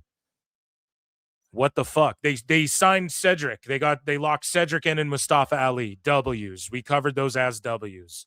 So this isn't like boo TNA, but like fucking up letting some of these names go.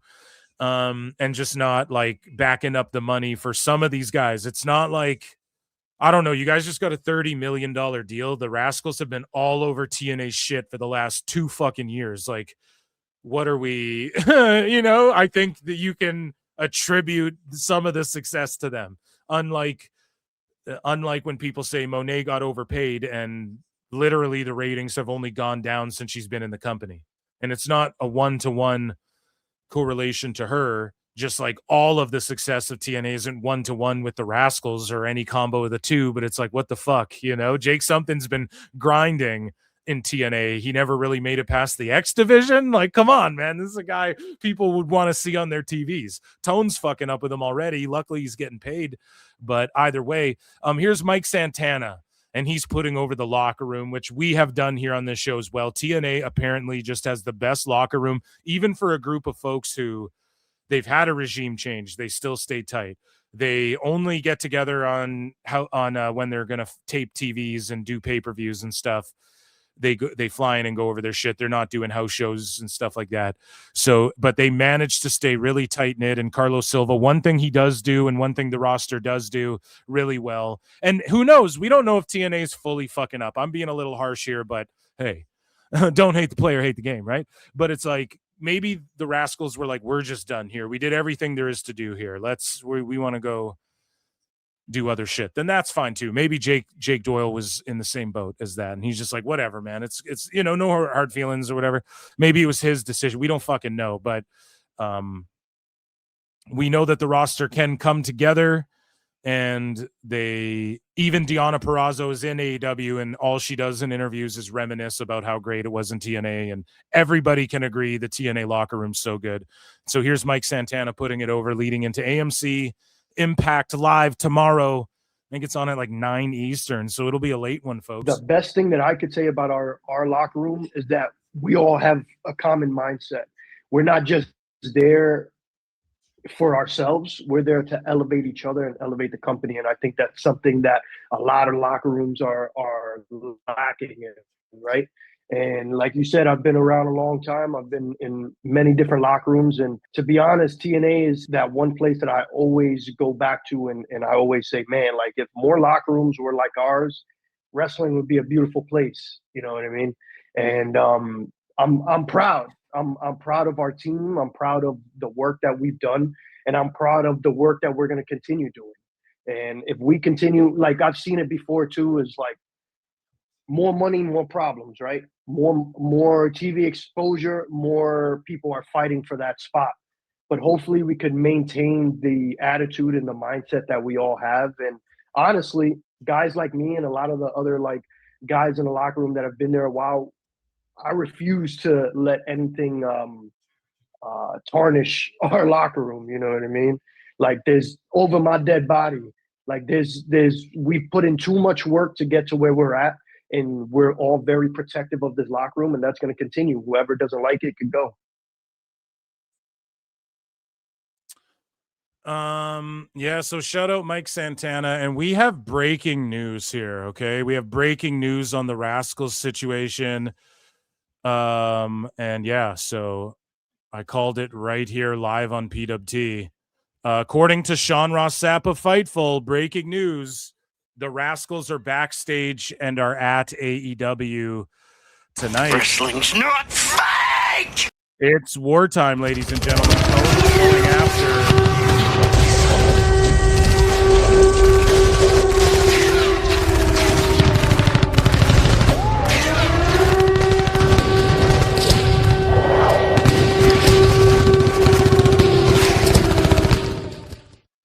So yeah, Tone is going after the TNA guys. He sees the writing on the wall, and we're actually going to tweet that out live on the show right here. We're going to quote tweet this. Tony sees the writing on the wall. More shots fired at TNA. Pow. So if the Rascalz are all signed and they're all on salary, they're all getting 6 figures each. Woo-wee. And good for them. I'm not mad at that at all, but yeah, like this is what I'm saying. Tone knows what's up. It's AEW versus TNA. The wars are on officially. It's no more AEW versus NXT or any of this shit, or even or it is versus NXT, but not WWE as a whole. It's TNA, and this proves it. This proves it. If this wasn't the case, Tone wouldn't be like, I'm going to sign up all of these people who like TNA. He's trying to take some of their fucking fans. He already went and left TNA for Ruin when he partnered up with them. Round of applause to the Rascalz, and hopefully Killer Kelly gets signed too, and I'm not joking. I hope she just get the bag and fucking add some depth, I guess, to the AEW women's roster. I would book her in like my world title picture. I doubt Tone would do that, but you know Tone, like Killer Kelly wrestled Meiko Satomura in the fucking in the Mae Young Classic, so you know Tone's a mark for that as well. So shout out the Rascalz. Hopefully Killer Kelly shows up too, and good on those boys. And yeah, TNA fucking up unless Tone just offered more money, which he must have. So good for them. Hopefully they're used correctly. Hopefully they're not just 4 more guys in the Callis family. Hopefully they don't just like align with another faction and become part of the conglomeration or something. Hopefully Tone books them well. I doubt it, but good for them. And that, ladies and gentlemen, is TNA. Shot fired, dude. Shots fucking fired. I love it. Let's fucking go. AEW versus TNA in full effect. AEW versus TNA in full effect. I love it. I'm so here for it, dude.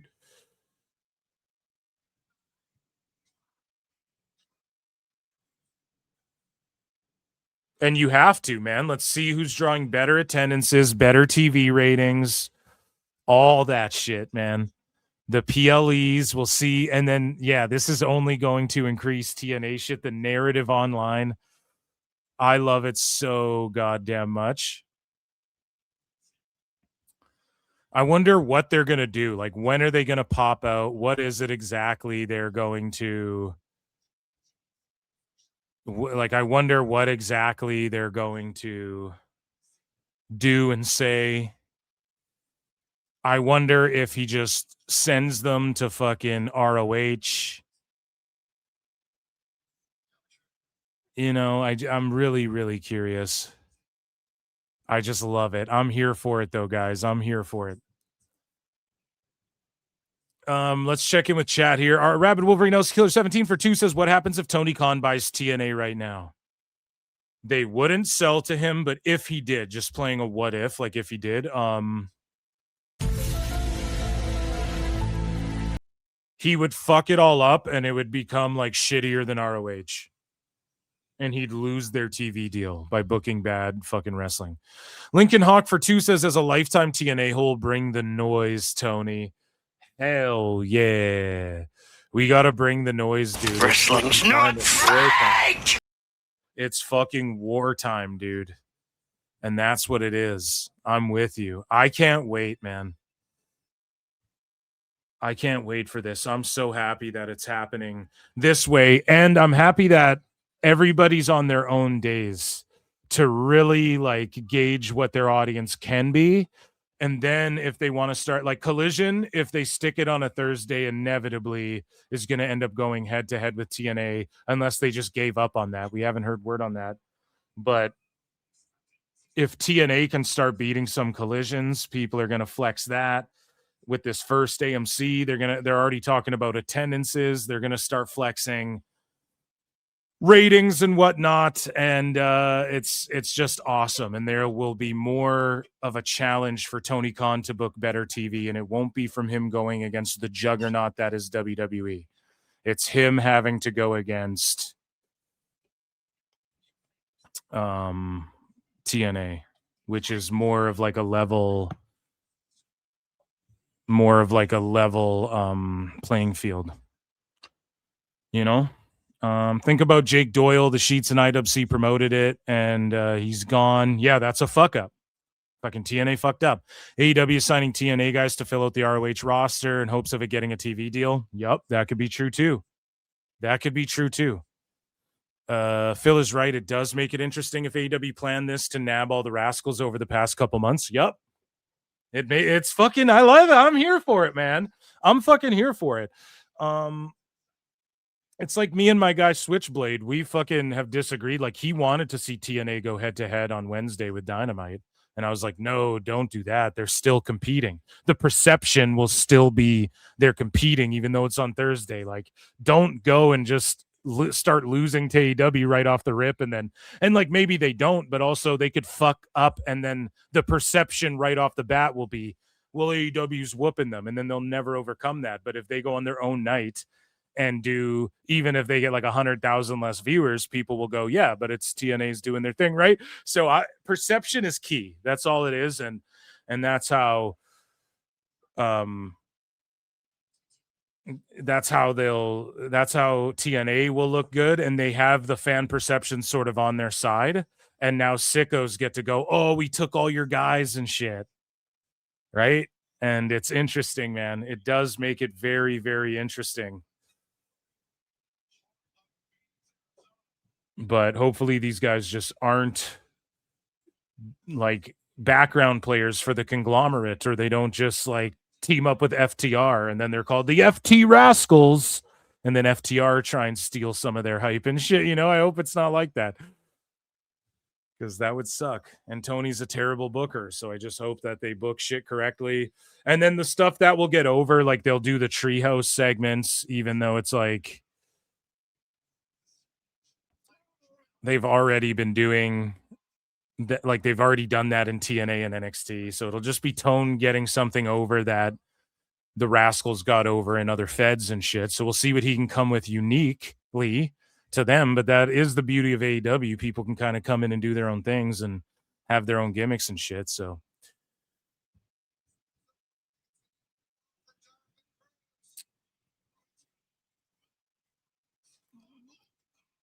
and yeah, if TNA wants to launch a show that goes on Wednesdays after they outdraw on Thursday or something, you know what I mean? Like if they want to do that down the line, or if Collision goes automatically on TNA's day to whatever, that's cool. I mean, do that. Sure. That's awesome. I'm here for the head to heads, but it's just like, you want to control perception off the rip. And this is the way to do it. AEW looking for W's. I don't want to say who's winning right now, but Tony definitely taking shots and making sure that he's in this conversation. I love it, dude. The weekly wrestling wars heating up. I love it. Let's get into some, we talked about the Fed. Let's get into WWE news, shall we?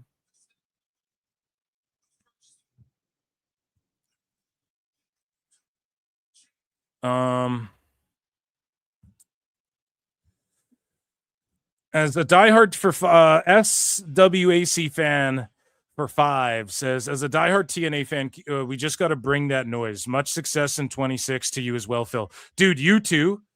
Thank you so much. And much success to you and yours. God bless you and yours. Thank you. And I hope you do really well as well. And I do hope TNA turns it around, or they have turned it around. I hope they continue the momentum, and I hope AEW starts to turn it around a bit too. They will be better off competing with TNA. AEW and TNA will be better off competing that way. 100%. So, excuse me. Bless me, if you will. So thank you so much for the super chat. And I really do hope that everybody thrives. I've always said Tony being on his back foot will only make him produce a better show. Hopefully, maybe not. Maybe he's that much of a hack, but this Dynamite's been like not too bad. I mean, the worst shit was all the Kenny Omega Hangman stuff they did. Otherwise, the show's been pretty good. Packages, vignettes, a quick squash for Brody. I don't know. Dynamite's doing okay. And so, yeah.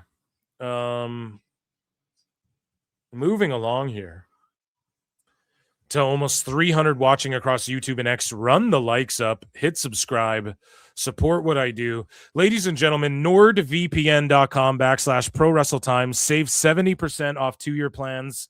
Your plan can go on to 10 devices, 30-day money-back guarantee.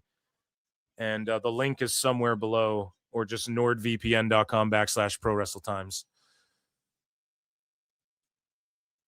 And let's get into WWE news. Let's hydrate everybody. Yeah, right. Davis and Doyle. Oh, no. No, Tony Khan. No. It's just a team called Davis and Doyle.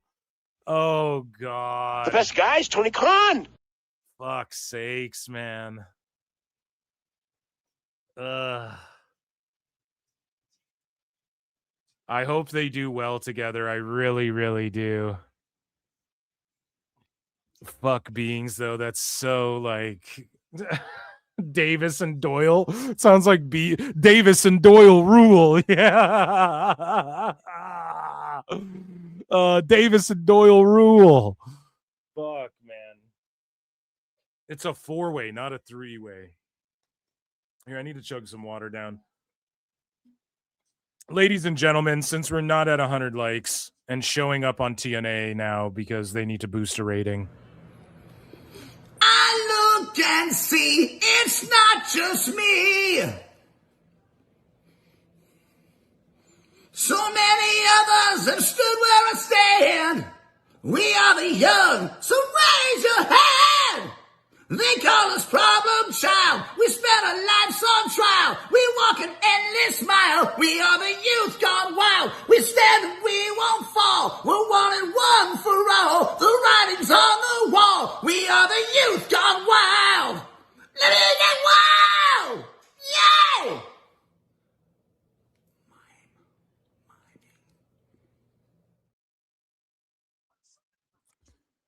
So, ladies and gentlemen, it is time for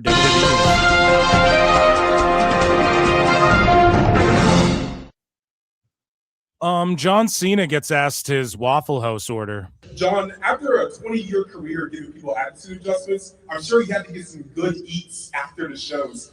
John Cena, what is your Waffle House order? Oh, dude. First of all, don't sleep on the Bird's chili. Oh, yeah. That's a hit. That's deep, and that's a deep cut in the menu. I like 4 to 6 eggs over easy or scrambled with cheese. Hash browns, covered, smothered, scattered. Yeah. Occasionally I would do a waffle. You know, if it was a championship match, I would do a waffle or something like that. But I'm a big scrambled eggs with cheese or over easy on toast and a hash browns. And it all depends on the mood. You know, maybe the hash browns with some Bird's chili. That's the deep cut right there. Waffle House sauce, too. You need that. Waffle House sauce? Yes. Waffle House sauce? Oh, it's the sexiest sauce known to man.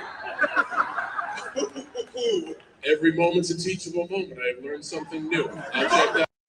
John. Hell yeah. I love People hate on it so much. I love that he asked people their Waffle House order. It's a great bit. Moving along here. Shout out Muscle Malcolm.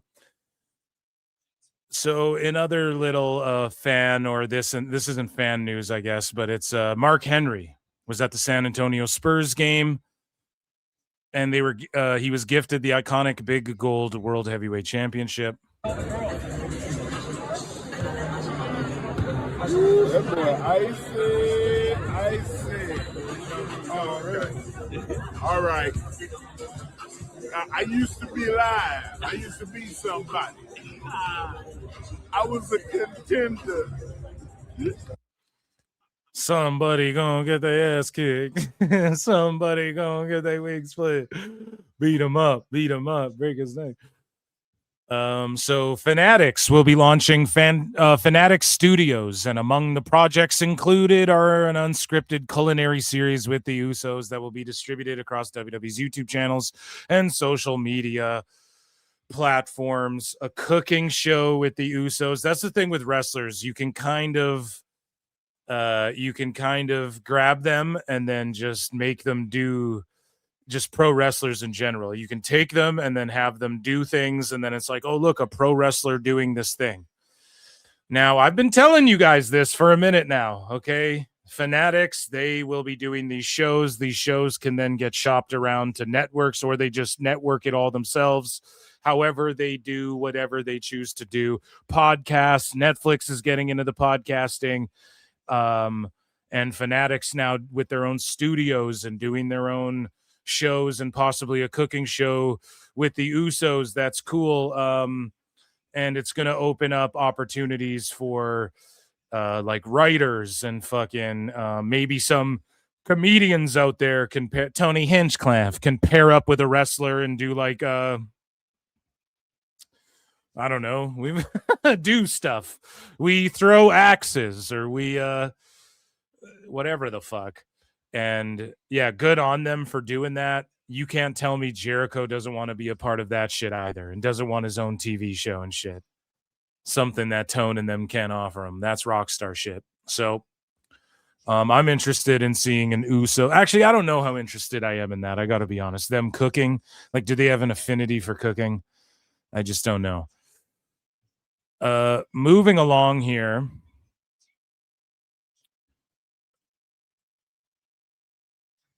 Let's get into some NXT news.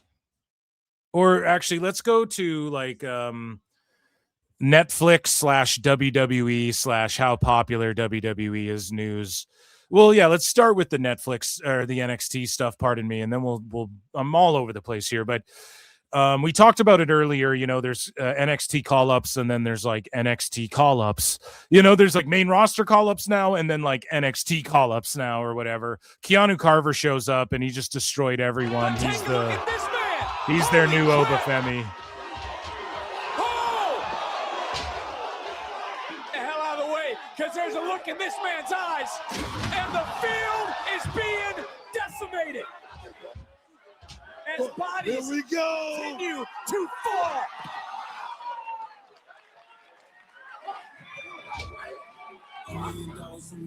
And so he's been on Evolve, and he's crushing it. And he's not even the next Obafemi. He's the first Keanu Carver. You know, he's their destroyer right now. Is, I guess, you know, that's the word I use for the main roster when I say, like, how many destroyers do we need? He's their destroyer right now.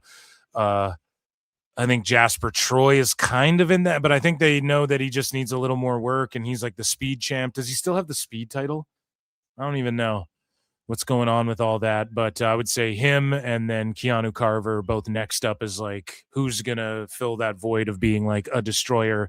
We just saw Carver fucking tear through everyone there. That ruled. NXT's been doing amazing, and he has officially joined the NXT roster. There's been some other signings, I think. Nor Phoenix Diana, we talked about earlier. She had a tryout with WWE. She had that match with Monet, and she was in the crowd for NXT. So there you go. She's going to sign with WWE. And again, it's likely her dream come fucking true. We didn't have NXT ratings before I hopped on the air. I don't know if anybody has them, but speaking of just spectacular spots, look at this spear from this drone shot or whatever this is. It's a drone. It has to be of Breaker spearing Dragon Lee from Raw, which, by the way, Raw was so good.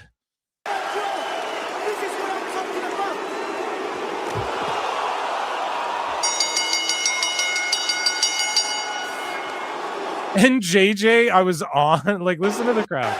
I was on JJ's show and he was fucking telling me Breaker ain't shit and all this stuff. I was having none of it. Make sure you guys go check it out. Full Circle Radio Network. Go to like 2:30 or some 2:35, I think. And we debate for like an hour. Well, the whole show's really good. We did like 3 hours, 3+, and the whole show's really good. But yeah, your boy Phil went to duke it out for NXT and Obafemi and Breaker. He was just shitting on Braun Breaker. Like, how can you tell me this guy ain't the truth when you see shit like this and the way he looks and fucking how the crowd's going nuts for him? This guy here's main event. It's going to be him versus Obafemi main eventing one of these manias.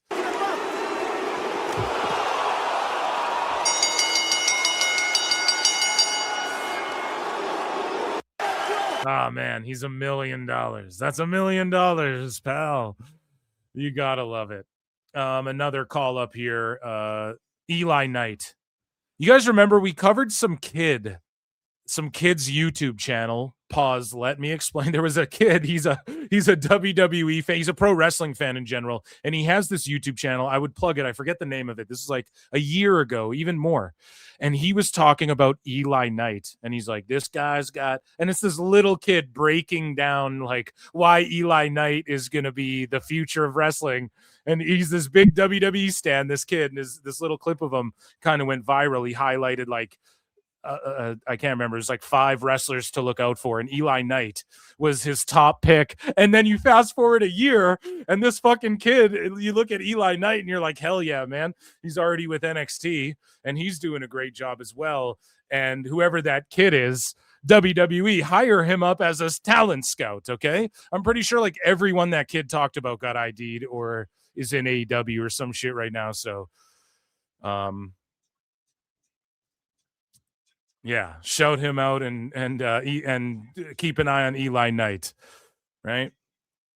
So moving along here, we're talking about popularity and numbers and ratings and all of that. And Rikishi had this to say. And I brought this up earlier, the way TKO treats UFC and how, you know, the Apex is now called the Meta Apex and everything. It is very corporate, but that's what all this shit is, right? It's all, you're just trying to draw money. And with TKO, yes, UFC has felt very soulless. I understand if people think that WWE isn't like it was in the Attitude Era, because it's not, right? I think it's much more sports based though than any other pro wrestling company right now. I think you can look at the Super Bowl or a Monday Night Football game and compare it to WWE's production, and with all the ads everywhere. You watch a hockey game, there's ads fucking everywhere, you know? And even Nuge used to do this and does do this, and everyone's selling ads. So everyone's corporate. If you're on TV, that's the point of it. You're trying to sell shit on TV. But it's getting to a point where, you know, Rikishi and some of these wrestlers can't get tickets to come see. And Bret Hart's like, oh, you know, they didn't give me a ticket for that SummerSlam and that there. And, you know, yeah, these Triple H is a jabroni, you know. So Rikishi, he's always shitting on WWE. He's always shitting on TKO. And maybe that's why he's not getting a ticket. But at the same time, like when they're selling like hotcakes and you can make all that money off them, yeah, you know, you're not just going to give them all away for free to the talent, even though people like Dana White and in some instances WWE, I'm sure they do give away free tickets. But it's a matter of like, okay, if we bring Rikishi and the family here, they all need good seats, and those good seats cost a shitload of money. So that's where the corporate greed comes in. But I mean, don't hate the player, hate the game, right? It's literally the name of the game. It's like, does Rikishi sell ads on his pod and shit?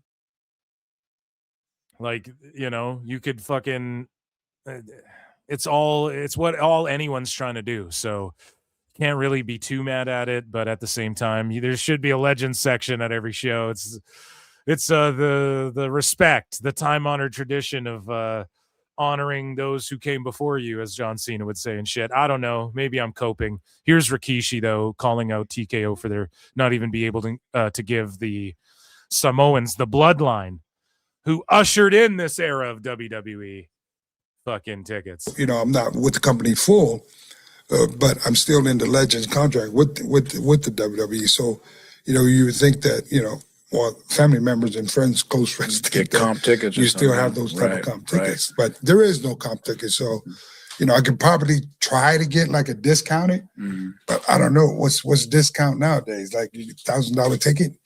That's still, you know, for a family of 5 and a man working 9 to 5 through the whole week, and the whole family loves, you know, wrestling. It's very difficult to be able to take a family to. He's absolutely right. And I make the argument there's more casual WWE pro wrestling fans now than ever. And WWE just really appeals to casuals as well as their hardcore fan base, like for sure. But they figured out the sweet balance, and until the tickets stop, and this is the problem the UFC's having right now. Not that it's a problem. Like, I think WWE's still doing great shit, man. Like, I'm into Gunther and AJ. They had a banger of a match. I'm into a lot of the characters in WWE. I'm way into a lot of the PLE matches. I think they knock it out of the park. And I think they're just I dig the whole John Cena retirement tour. That's me, though. Maybe I'm a wacko. I don't fucking know. I'm super critical of SmackDown lately. I don't think SmackDown's cooking as hard. I just got to be honest there. So it's not like they're doing 100% flawless victory. WWE couldn't improve in some ways. For sure. Everyone and everything can improve. They're not on like this stellar run, but when you look at it objectively, any measurable aspect, they are fucking on a stellar run. And it's like how do people explain it? The Lakers come into town, you know, it's just a roster of superstars. A bunch of them are movie stars now as well. And they're working full time, and they're in fucking like blockbuster A movies and shit now. Or perceived that way, or are going to be. Like Street Fighter I think it'll do really well. I think it's one of these action movies that'll do well. And I think some people who are looking at the trailer shitting on it, I think they'll like it when they see it. But Rikishi is right, though. Like the 9 to 5, the working class guy, it's tough, you know? And I totally get that.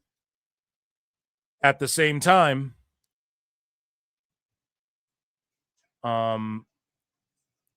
until they stop selling tickets, they're not going to stop charging as much as they are for them. So, and this just means that wrestling is hot, and this means WWE's really hot, and this means your sons are going to make more money and shit. So I would be happy for that. And as far as like, as a wrestling fan, it's an indicator to me that wrestling's like more popular again. And I like that, you know. I am happy when that's the case. Personally, as a fan, I'm like, awesome. I want wrestling to be as big as possible. I want there to be another WWE that's super popular, and wrestling is everything again, like it was in the Attitude Era. I doubt that'll ever happen, but that's what I want. So it's like a double-edged sword, kind of, with the success and the way TKO does things, you know? You know, to events where, I know back in the day for us, man, yeah, tickets like $25, $50. You know, I don't know, front row seats was $75 or something like that, you know? But now, boy, you really got to hit the lottery to even sit up in the nosebleeds, right? Wow. You know, I'm not with the company. Yeah, dude. It's unfortunate, too, just because the bloodline, like, put The whole team on their back. Speaking of team on their back, though, the Pat McAfee show had its most watched year ever at ESPN. FOS has learned. The weekday show averaged 436,000 viewers across TV, digital during 2025, up 8% from the year before. So good job, Pat McAfee, beating Collision. And those numbers, we're going to circle back to more numbers that have been put out about WWE. It kind of triggered the IWC a little bit, pardon me. So Raj Giri shut him out. He posts the SmackDown ratings for Friday. They took a dip from the prior week, with the show being taped in Germany and facing tough college football competition despite Drew winning the undisputed title from Rhodes. SmackDown averaged 990K viewers, down 16%. No Millie for SmackDown. No Millie. Oh, no. Dirtbags and lily pickers. Oh, no. With down 7% in the ratings. SmackDown was number 2 for the night on cable and all of television, behind the college football semifinal on ESPN, which averaged whatever the 17 million views. Year over year, SmackDown was down 31%. The old system, blah, blah, blah. Shout out Raj. Yeah, I don't know. SmackDown just ain't been hitting the way Raw has been lately. And the perception of that you can just see by the viewers slash the attendances, although it's not all bad. Like, there's some good shit, but I don't know. Typically every Saturday show I give a quick review of SmackDown, and I've been critical of it lately. You know, there's a few things that I've just felt like aren't strong enough things to do with certain people, or things that I think are kind of pointless. And I don't know if the ratings and all of that reflects that, but again, it's ebbs and flows. So SmackDown will come back. They're doing 3-hour shows. There'll come a time where SmackDown's hitting and Raw won't be hitting as much. And yeah, Raw and SmackDown still are on another level above TNA, AEW, NXT, which are all competing middle of the week wars. And it was still number 2 behind everything. So if you're Dave Meltzer, you're glazing this, right, by his own logic. Number 2 on cable behind 5 other Fox shows on Fox News or whatever. That's what Dave would say about Dynamite. This was number 2 behind that football game. Still doing its thing. No Millie for SmackDown, though. I don't know, man. You'd think some wackos, some sickos would be calling that shit out. So moving along here, Raw last week, and I want to talk about Raw because it pertains to Netflix here. Raw last week, featuring Punk versus Breaker, garnered its highest number of views since the post-Mania episode. And God damn it, I should have sent JJ a link or something, because he was like, Braun ain't gonna be shit and all this stuff. I don't know, man. Highest viewed main event for CM Punk. I don't know. I think Braun Breaker rules. But Breaker versus Punk garnered its highest number of views since the post-WrestleMania episode. The show scored 3.2 million views globally for the week, with 5.9 million hours viewed per Netflix data. It was the first time since December 8th that the show ranked in the global top 10. While the views were the highest since the post-Mania episode, the hours viewed were the highest since the post-SummerSlam show. The show ranked 6th for the week in the U.S., up from number 8, 10 globally. It was 3 in Canada, behind, I want to say, Emily in Paris or something like that. I think that's what that show's called. And Stranger Things, I think, were the top shows, and then Raw was right behind it.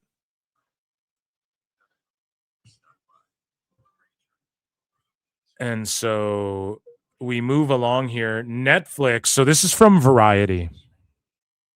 And Monday Night Raw, and I put out a funny tweet. I was like, Dave Meltzer will say this number's fake and then fucking explain that there's 500,000 people watching Dynamite on Max. But WWE's Monday Night Raw pulled in 340 million views in the first year on Netflix. Now, what's the math on that? Like 340 divided by 52. would be how many views it does per week. So Netflix has announced that audiences have watched 525 million hours of WWE content in the first year of their deal. Raw accounted for 340 million views, while 185 million views were attributed to internationally broadcasted PLEs. So that's pretty crazy, I guess, if we're to believe all of that up front, which, I mean, it's coming from the source. All I want is HBO Max or WBD to go, yeah, Dynamite's doing 500,000, and then I'll fucking believe it, you know? So chat can do the math for me. 340 by 52. Someone do that division quickly and put it in chat, and then someone else do 185 divided by 52.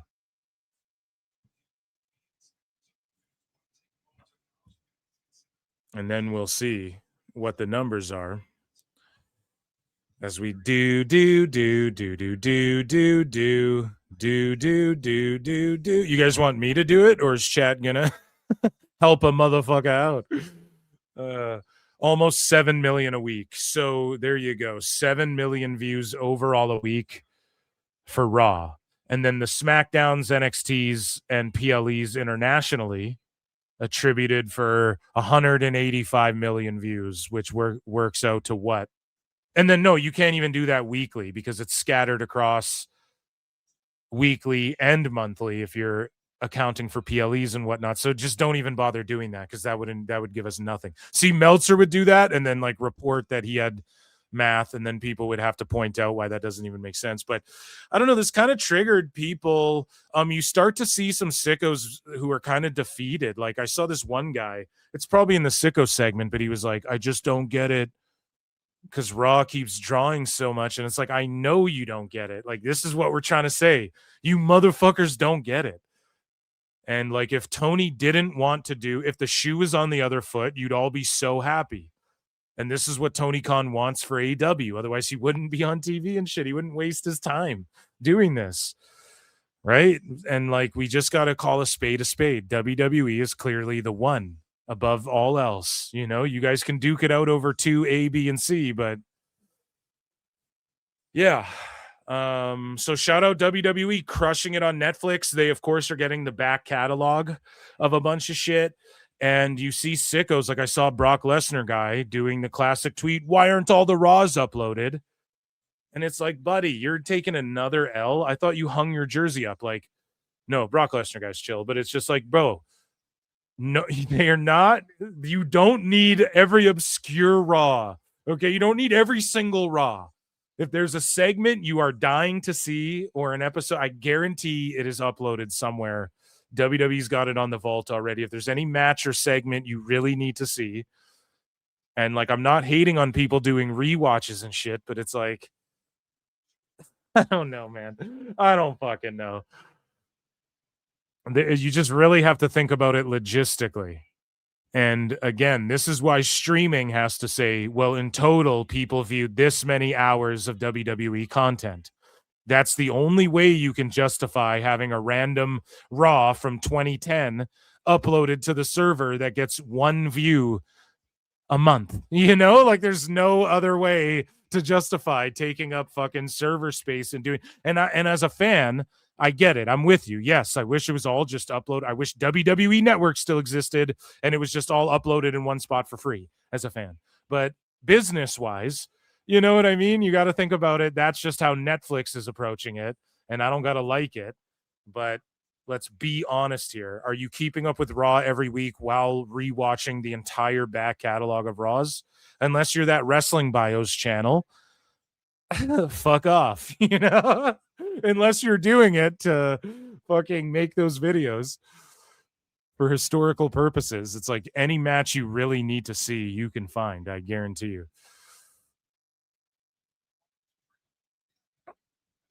So ladies and gentlemen, that was WWE news brought to you by nordvpn.com/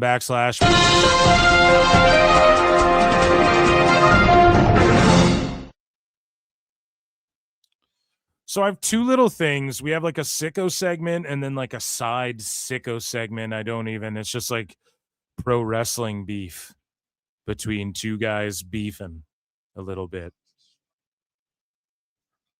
And so we have Conrad versus Bryan, and we have Sicko segment. You guys can tell me what you want next. There's about 300 watching, guys. Run the likes up to 100 on the YouTube video. Helps the algorithm and all that good shit. It's the free way to support the channel. I appreciate you all so much. And we have some news to get into here. Or some sickos, rather, not news. We got through pretty much all of the news. Nothing too crazy. The Rascalz was the big bomb being dropped. I wonder if they end the show with all the Rascalz coming out, or are they just jumping the gun and they're all not there, but they all did sign with AEW?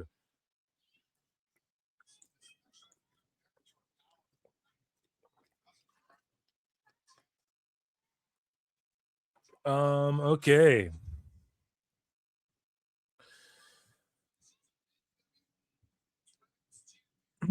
So, ladies and gentlemen, let's get into Phil Marks, bookmarks, and let's get into nobody's favorite segment, and it is called the Sicko segment. Ooh-wah. So Triple H dropped this promo with all these celebs, and he's like, everyone wants a seat at the table. Time to play the game. King of Kings. Chama. And Lisa Green says, everyone wants a seat, and it's a bunch of D-list celebrity nobodies and has-beens. And it's like, I don't think Peyton Manning and fucking Lin-Manuel Miranda and fucking Pete, who else is in this? Pete Davidson, Skeet Davidson. I don't think they're D-list celebs, but again, if they all appeared in an AEW ad, this person would be fucking stoked. They'd be Stokely Hathaway about it. So this guy here goes off on Michelle McCool for ruining Undertaker's pod, and it's becoming more of a theme. In radio, adding a woman to the show is what's called, or Opie and Anthony coined the term, the hole, right? And Jim Norton, they would call it the hole. You add a hole to the show, which, I mean, is a double entendre or whatever. Obviously, I didn't invent that, so don't get triggered by me. Whoa. But yeah, it's like they just added her to the show, and it's really ruined Undertaker's pod. Hey, I mean this with all due disrespect to Undertaker's wife. Shut up, bitch. I don't care that you were Undertaker's wife. Shut up, bitch. You be talking in these stories like you was there. Shut up! We want to hear Taker tell these awesome stories. They're awesome. He's awesome. You're his wife. You have an awesome husband. Why can't it just be that? Why do you gotta act like Raven Simone's wife? And then they sit there and like Michelle McCool's like, oh, it's not my fault. It's what like corporate and it's what they wanted to do with the show and blah, blah, blah. And it's like, yeah, we know, but this wouldn't be the first time like corporate, whoever the fucks are out of touch. You know, it's not like they know the best thing to do with a podcast. Let's be honest. So moving along here, especially these like phony baloney interviews that some of them do. These like surface level, the shit that goes viral from the shows is when like Liv Morgan opens up about the arrest and all that shit, but it still feels very corporate and controlled, and it is to a degree. So the point of podcasting is like anything goes. I'll say whatever the fuck. Right? So it is what it is, man. I don't know what to tell you, but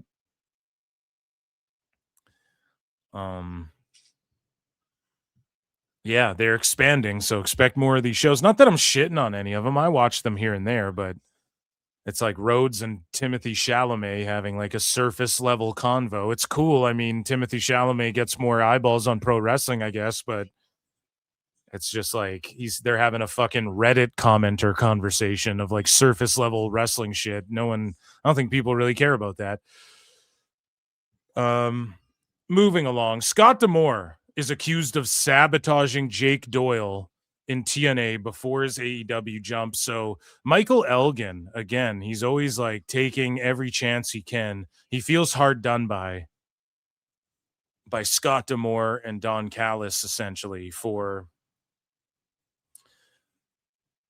fucking him over. So pretty much what happened was Michael Elgin, he got wrapped up in a bit of controversy, and he claims that, and has posted DMs that, you know, Callis and D'Amore were like, don't worry, bro, we both got in trouble for similar things type thing, and we didn't get canceled. Just go away for a bit, it'll blow over and we'll bring you back. And they never did that, and he seemingly has a vendetta against them now after the fact. But it's like, well, if they're fucking why were you okay with it when it was like a conspiracy cover up? I don't know. But he's taking shots at Scott D'Amore again here with Jake Doyle for some reason, even though Jake Doyle is getting paid to be in AEW. But he said that stoked to see Jake something join AEW and the Callis family. Finally, a last name. Jake, along with Walking Weapon, Josh Alexander, Mike Bailey, Kevin Knight, are great additions this past year. 5 of my all-time favorites to work with. And according to Elgin, so Scott's exact words were, he's cousin Diener about Doyle. So is Jake Doyle Diener's cousin?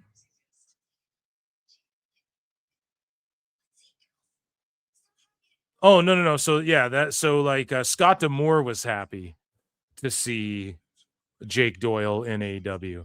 And then Michael Elgin says gaslighting or clout chasing, trying to get Scott to book Jake as Jake something. And as a singles talent at the time, he was cousin Diener. I even asked to do an angle to turn him to something and have a pay-per-view match. Scott's exact words were, he's cousin Diener. He trained at ROH, had tryouts with WWE, and he wasn't signed. I'm doing a favor to him by signing him here. If he doesn't want to be a Diener, then I'll replace him. I'll call Marcus Burke. He's a guy who will take whatever I give him. Burke was great. No disparagement to him. I love the guy. Okay, but like Elgin, why do you feel the need to even say any of this? That's what I just don't get. That's why it's in the Sicko segment. You know? It just seems like very bitter at this point, you know? So Neckbeards, AEW Neckbeards posted a quote here. I ran into a Tanahashi fan. Oh yeah, so this is this guy. This is the guy who's like beefing with Neckbeards. We've pretty much been chronicling this Follow the Revolution versus Neckbeards war that's been going on forever, right?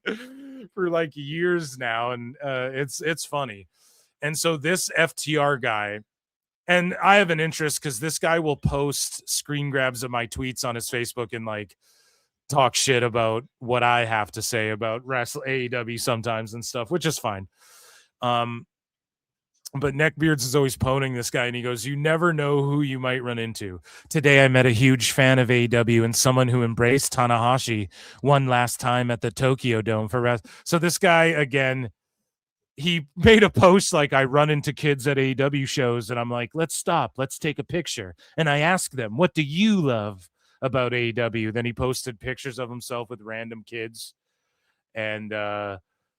And then, like, you look over here, here's him meeting a guy from Kids to Lids. He's at a hat shop, and he ran into a guy with a Tanahashi jersey. Hey fam, it's of course me, Gary Joe, and I am here at Lids today, and I happened to run across a fan of Tanahashi. Go ahead, sir. Hey, my name is Chris, just working over here at Lids right now. See my Tanahashi jersey, just got done at being at the Tokyo Dome show, Wrestle Kingdom 20 this year. It was an amazing time, first time ever being in Tokyo, so loved it and plan on going back every year now. Yeah, just enjoyed it, chatted a while about AEW, love the AEW stuff, so had a great time. You know, man, you got to show everybody the back of your jersey. Oh, though. Of course. Oh.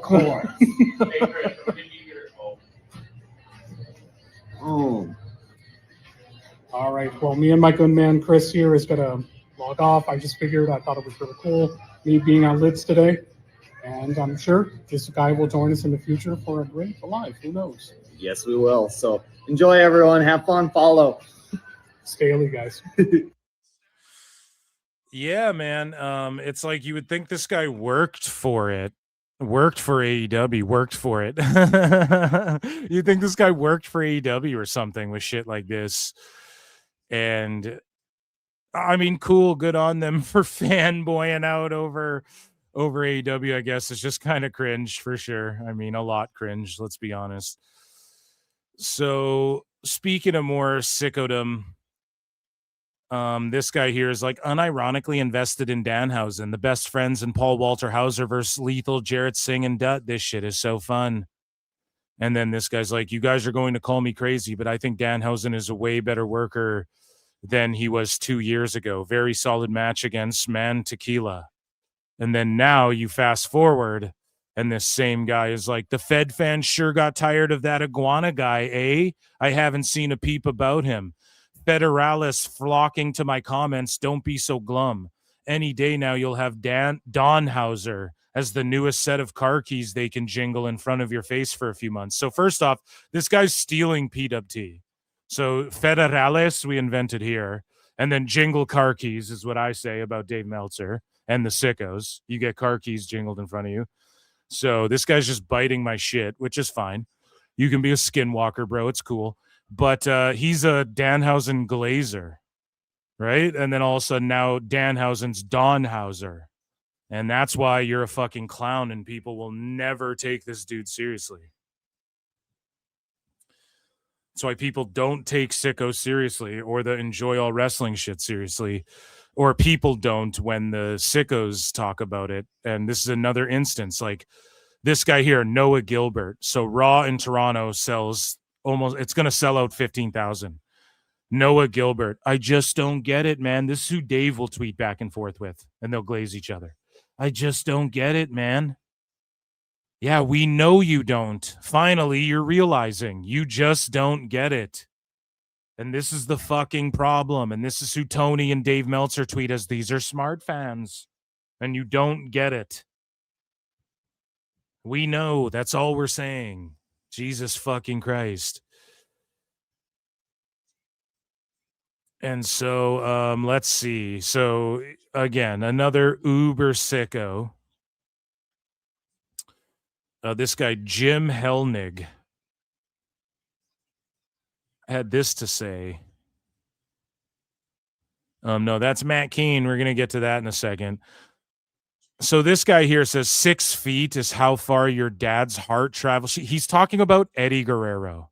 Like, look at these uber sickos, man. So this is Kaylee Guerrero singing Creed or just listening to Creed. My sacrifice. That's Creed, right? And then this guy goes 6 feet is how far your dad's heart traveled out of his chest when it hit the hotel wall. Like, I just blocked that motherfucker. Like, that is... Dave, that's the type of people you block. Full-blown sicko redacts, you know? Kaylee Guerrero goes, the biggest scumbag to walk the face of the earth has entered the chat. There's a special place in hell for people like this. Just uber sicko to man. Again, speaking of people flip-flopping and hating, again, when Nixon Newell and Alizé joined AEW initially, the dirt sheets came out and they were getting retweeted by sickos going, oh, AEW putting the first lesbian couple on TV, openly lesbian couple on TV and shit. And then they walk out and then they're just, everyone hates them now. And they walk out of shows and the sickos hate them and blah, blah, blah. Right. And so, talent announcement, Roar Women's Pro Wrestling debuts out, whatever. They are slated to show up. And then will they walk out of there? This guy instantly says, which is a funny joke kind of, but you just know that it's coming from a sicko. And then this Atlanta Wrestling Entertainment responds awesome. They go awesomely, I guess. They go, they will walk out to the ring and fight whomever shows up to accept the match. That was a great little reversal. And so we've talked about it tonight. Fans like to gatekeep shit. AEW Defender is one of these guys who pretends like, oh no, I like the Fed and shit. when he never really did. And it's fine. Some people get too triggered and too defensive over the Fed too, you know, to where they can't take a joke like with the Fed. And then obviously there's a ton of sickos who just take AEW way too seriously. But this Defender guy goes, a couple years ago, I wanted TNA to succeed just as much as AEW. Now I just don't want WWE's tactical decisions to work. I was a big TNA fan back when they were the target. Now TNA has been weaponized against a new target. It feels like corporate submission and fan betrayal. God damn it, man. What are you talking about? TNA fans are pissed at... TNA holes are mad at AEW for the last time they all partnered up. So what happened when AEW gutted TNA and made fun of them and the Fed on TNA's own TV time, not their own in AEW? You didn't have a problem with that. That's why you're just a fake phony baloney. And as we've chronicled here, the theme throughout this Sicko segment is just good for me, not for thee. You'll never keep the same energy when AEW did shit just as fucked up. They gutted NWA too. No one gave a fuck. So it's like, why are you... Oh, TNA is being used as a tactical... Bro, they are now in an important position again in the pro wrestling landscape. A true fan would be pumped for that. They didn't have to sell their soul to do it either. Some people might not be happy with the fucking WWE NXT crossover, but clearly it's working, and clearly it's helped them get a big TV deal on AMC. And if AEW, Mr. AEW Defender, if AEW partnered with TNA and they got a TV deal, you would be like, man, AEW helped them so much. So that's why we know it's just garbage what you're saying. When AEW co-ops other feds, it's a tactical business decision too. Just because it's not working out doesn't mean you get to cry unfair on the other side. It's fucking clown shit. So, El Juggalo. Shout out El Juggalo, dude. He comes in our chat all the time and is like, he just promotes JC Dub, then dips the fuck out. But Jeff Lane had to call him out. He's like, El Juggalo, hey man, please stop being rude to people who are trying to get the word out about JCW. He says right in the video that he's a new viewer. Of course, he doesn't know how the promotion works. We need to be welcoming these people, not gatekeeping. It's clear you have a lot of good passion for JCW. Share that with others. You can be a good voice for JCW. So what did the El Juggalo say? He said, do you really know who runs JCW? Let me tell you, the ICP, who have sold millions of records. Everyone knows, buddy. Everyone knows, including a few platinum and golden ones, concert tickets, etc., and have toured the country multiple times with JCW, included as an opener at times. By the way, they don't sign talent. They hire them on a per-show basis. This is clear that you have no idea how the promotion works. And then El Juggalo responds to Jeff Lane. And he goes, since you decided to call me out, I might as well explain my position here. As you can understand, the problem I have been seeing with people is that they often have used a major promotion mindset when talking about JCW without knowing much about the Juggalo way. And I'll agree with El Juggalo there. Like, listen, it's JCW owns that it's an indie. Okay? TNA is trying to be more than an indie. AEW wants to be more than an indie.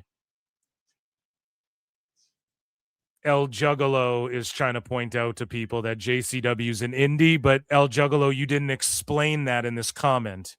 You sort of gave a list of the resume and how millions of people at one point bought Insane Clown Posse. That has nothing to do with the wrestling show, mind you, other than Violent J's involvement and the fact that it's Juggalos. But it's like, yes, it's an indie. Like, you know, that's all you have to tell the guy. And then Jeff Lane goes, I wouldn't phrase it as calling you out. How else do I contact you? I've seen you supporting JCW. And then I've seen some comments like this that I wanted to address. Of course, new people don't know much about the Juggalo way. They want to get into JCW. And if they want to learn about the Juggalo way along the way, then awesome. I don't think being negative toward them, though, is the direction to go.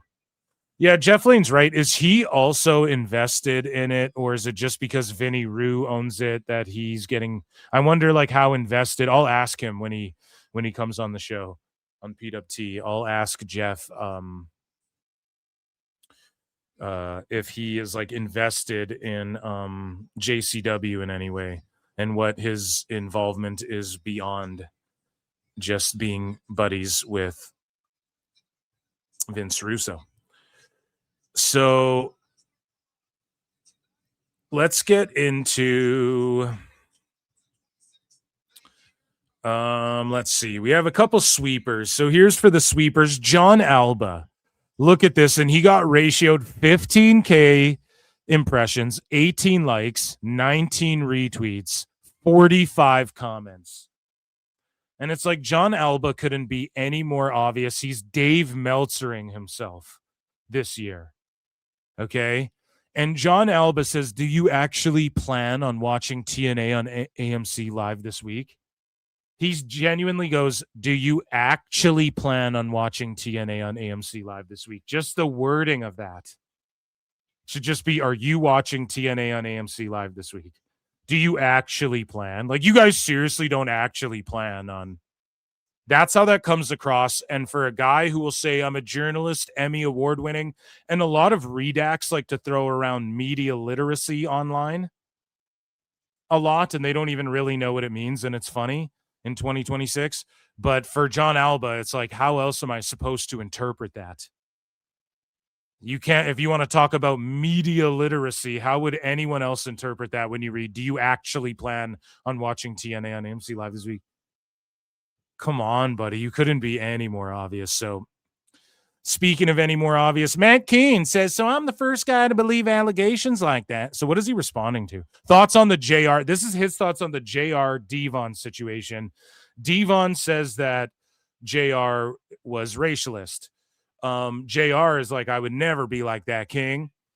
And then Devon responded again and sort of elaborated more on the story. And at first, the way he was explaining it, it's like, damn, dude, I don't know if maybe you just understood the shit.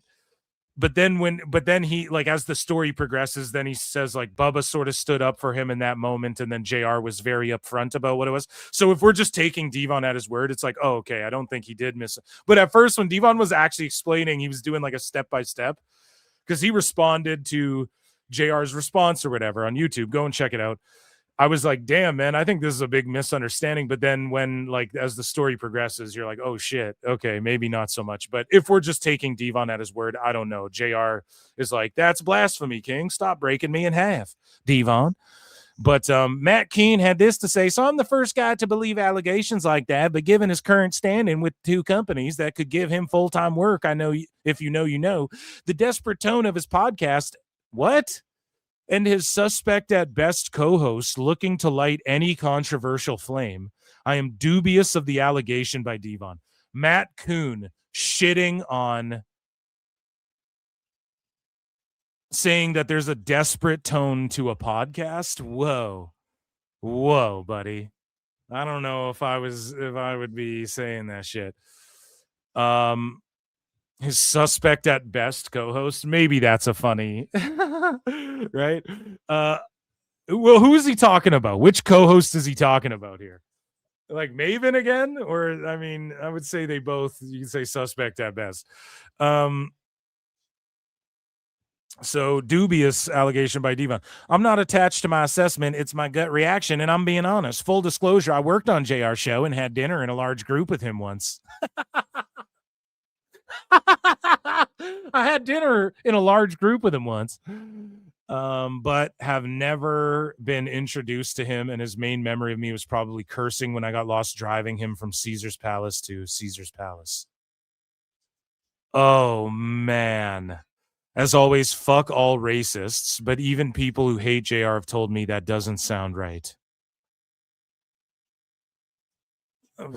Matt Kuhn, why is that? Why are you even getting involved? Just shut the fuck up. How about that? Let them hash it out on their casts. They both have podcasts. Hey, dummies, do each other's podcasts and just hash it out and figure it out.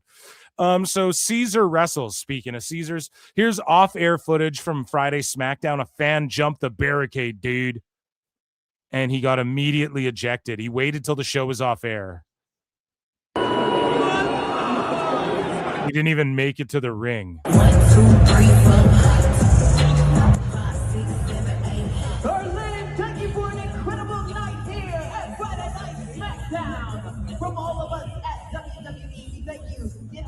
And like, why fight it? Why try and fight all the guards off? Let me go. Then it turns into now you're a tough guy. You went from like trying to do something funny and harmless, and you could have just put your arms up and just been like, oh, whoa, I'll leave, guys. I'll leave. I'm sorry. My bad, man. I got overzealous. I got overexcited, rather. Let's just go. Hey, I'll see myself out.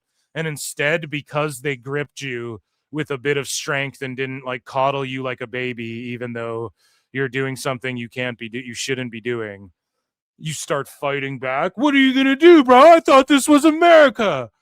What are you gonna do? Then you start fighting back. Fuck you, man. You grabbed me hard, man.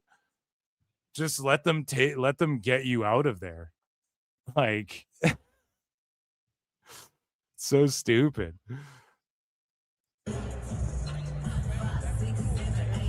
Just let them carry you out. Let them eject you. You don't have to fight. Yeah. Then he gets dropped on his head over the barricade. Then it's like, okay, I'll go, guys. I'll go. It's like when that one guy, he tackles Bret Hart. They all carry him out. FTR's whooping his ass. Like, yeah, you shouldn't do dumb shit like that. Look, he's like smiling at. You can see the guy like smiling at them too. What are you gonna do? Like, is he talking? Well, you think you're a tough guy? It's just one of those guys. It's like, you're a fucking loser, buddy.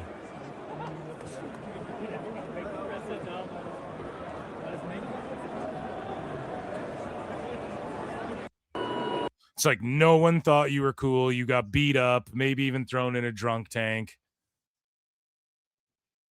Clown shit. No one will remember your name. And that, ladies and gentlemen, was the Sicko segment. We have a whole other little quick segment I want to do with you guys.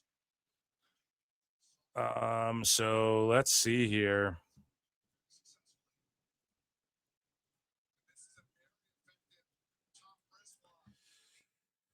So yeah, we have the main event world title match on right now. MJF versus Bandito.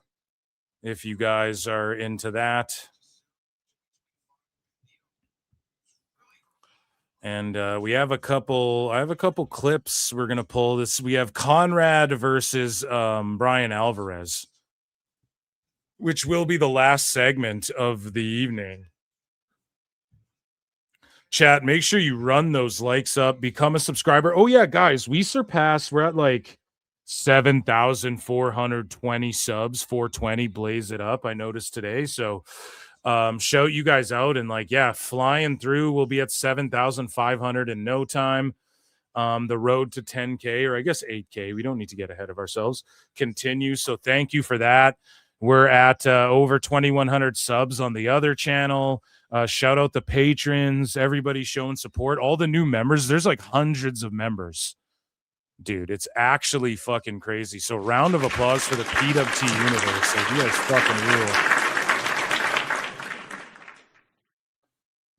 Like, there's hundreds, I think in the 300s if you count both channels, you know. And I know some people are doubled up like a Tony Khan Cup, but yeah.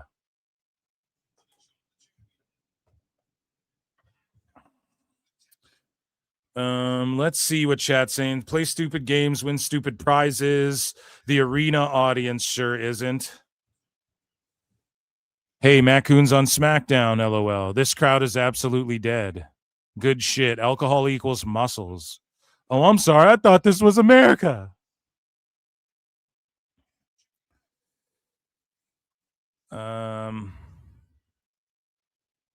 Hell yeah. So, yeah, man, they're going at it. MJF's ripping at the mask. Let's go through Phil Marks' bookmarks. This isn't even like an official segment, but let's get into it, ladies and germs. This is like a Sicko segment 2, I guess we'll call it. Sicko segment 2, but it's also, oh, come on now. It's an oh, come on now, Phil segment. And Brian segment all wrapped up into one. So I want to take you guys back in time a couple weeks ago, and I want to replay some clips that I broke down on Dave Meltzer Dumb Moment of the Week already with Brian. And I'll just play them. I won't pause them up too much, but just a little flashback and refresher here, because Trying Brian's been hating on Austin Theory. One thing I want to say, this last Raw, Austin Theory was fucking awesome. He was throwing all of his moves with intensity and shit. And so, yeah, here's Trying Brian just with a little crash out flashback here.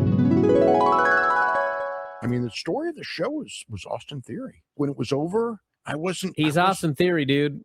Yeah, I wasn't. That's the problem. I wasn't. I mean, it was like So someone in chat is saying Brian's wife is divorcing him and taking his kids, so he's really been seething on overdrive the last few months. Sad little guy.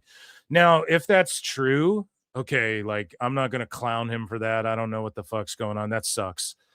If that's why he looks so fucking tired and miserable, take some time off, Bri. Like, I'm sure Dave is paying you enough. No? Are you not getting paid enough? Like, just take some time, get it together. He looks tired and old and miserable, honestly. If you're just making that up, then okay, whatever. You don't like Bri, that's chill. If that's the truth, like, I won't even clown you for that. Just go get some rest, buddy. Like, you seem drained. He seems so like, and then if he's just lashing out and not making sense, and then like being a hypocrite, in one breath he's talking about these guys need to be called up, and then they all get called up, and then he cries about that, and then he sits there and tells Dave that people aren't getting over, they're not getting good as quick as they used to. But Brian, you just cried about everyone not getting called up when they're 23 because Lou Thez or whatever. Like, he's just all over the place. And if that's affecting that, then damn, maybe that's the crux of it. So, but I'm not lightening up on him because I don't know his family life like that. Fuck you, Brian. No, he's there. He's a guy. The only difference is he shaved his head. He wrestles the same way. It's the Vince McMahon 2003, like, big jacked up guy, very simple matches. Chris sitting there Masters. doing chin locks. I'm like, oh my God. This guy came from Evolve like in 2019. And like people were talking about, this guy's a future main eventer. Like, he does all this stuff, blah, blah, blah. They hire him. They teach him how to work. Okay. He does exactly what Vince loves to see, big guy, go slow, heel. It's just like, no one wants to see that in 2025. Yeah. I mean, and it just shows you like Brian and Dave are so out of touch. That is what people want to see in 2025. Austin Theory, people were saying he was going to be a star in WWE because he wasn't doing crazy shit. Like, I don't know what Brian was like, oh, they said he's doing a bunch of stuff in Evolve. Yeah, they said he was just having solid matches, and he's like a John Cena prototype type guy. He could come in and become the future of pro wrestling. That's what it was. It wasn't because he was doing like what they're doing in AEW. He wasn't like fucking no-selling Tombstone Doomsdays to the outside through tables and shit, bro. Like, that's not what they were saying. We'll see. But when he was in Evolve, promos aren't great. His wrestling's just there. Yeah, I was not blown away by him. His charisma is not off the charts. He's going to get a push. So, I mean, sometimes if you're lucky and things are hot, that's all you need, but not always. So that was Brian's take on it. And then we fast forward like a week, and here's Brian crying about Austin Theory again. But not only this, he's being such a dumb, ignorant fuck here. Brian thinks he knows better than Paul Heyman. And it's again like that Noah Gilbert guy who's like, I just don't get it, man. And it's like, we know. It's the same with Brian here. He's like, I don't know, man. Paul Heyman sees something in it, but I just don't see it. See something in him, but I just don't see it. And it's like, yeah, so maybe just go, I'll take Paul Heyman's word for this one on it, and let's give it some time. Like Paul Heyman might know a little better than you, bud. I don't want to get on the guy, but God help me. Austin Theory. Like, apparently Paul is really high on this guy, and like Paul Heyman's a really smart guy, but man, I don't see it. And it's nothing against him personally, but his matches are just nothing. He wrestles like what does Bri want? I just don't get what he wants. The matches are nothing. So like, what is he not doing that you want to see? He needs to do like a shooting star press or something to really get people. I don't know what he's expecting here. 2004 John Cena. So the guy who got over and became the biggest star that we put his name up to: Hulk Hogan, Austin, Cena. That's who he wrestles like. Oh, okay, Bri. Just the Vince McMahon, big jacked up guy, grab a hold, old school heat. It's just like that match he had with Ray. Old school heat. Yeah, that's definitely not working today. We haven't gone full circle, and Punk and Drew and some of these guys aren't showing you old school heat and how it works. Mysterio, of all people on Raw. In today's climate. This match is just there. You mustn't have been listening to the announcers, because they were just raving about how this guy is completely different and changed. And yes, from who he previously was. So before, he was a guy like duck lipping and doing like somersault cutters and shit. Like he was mixing it up. Now he's not. He's like a serious guy. He does the stomp. He just he fucking does like these stronghold, whatever. Lance Storm, good Canadian buddy there, guy. He just has to get his check from Dave. I don't blame anyone for just kind of playing along with this shit when Brian and Dave do this. He's not. They came to a heck of a conclusion to shove down our throats before we had a chance to see him. I don't want to see everybody. Yeah, and no offense to Lance Storm, but that's what they kind of had to do for him too. Lance Storm, they kind of had to be like, well, this guy's a real great technical wrestler and he hates America. And meanwhile, Lance Storm was just literally the same fucking guy ECW on in his career. He never, not ever did once anything change ever. And I'm not trying to even knock Lance Storm. I'm just saying that's rich coming from Lance Storm there, buddy. That's all. You're wrestling like Austin Theory, please. I don't want to get on the guy, but so that's what Bri had to say, right? So trying Brian crying again. And so Conrad Thompson and Jeff Jarrett, and I was very critical of Jeff Jarrett and Conrad with the whole criticism of the John Cena retirement. And Conrad, I've pwned him a couple times with the whole like, he's like, kayfabe still, chat me up, Phil, about kayfabe still being alive.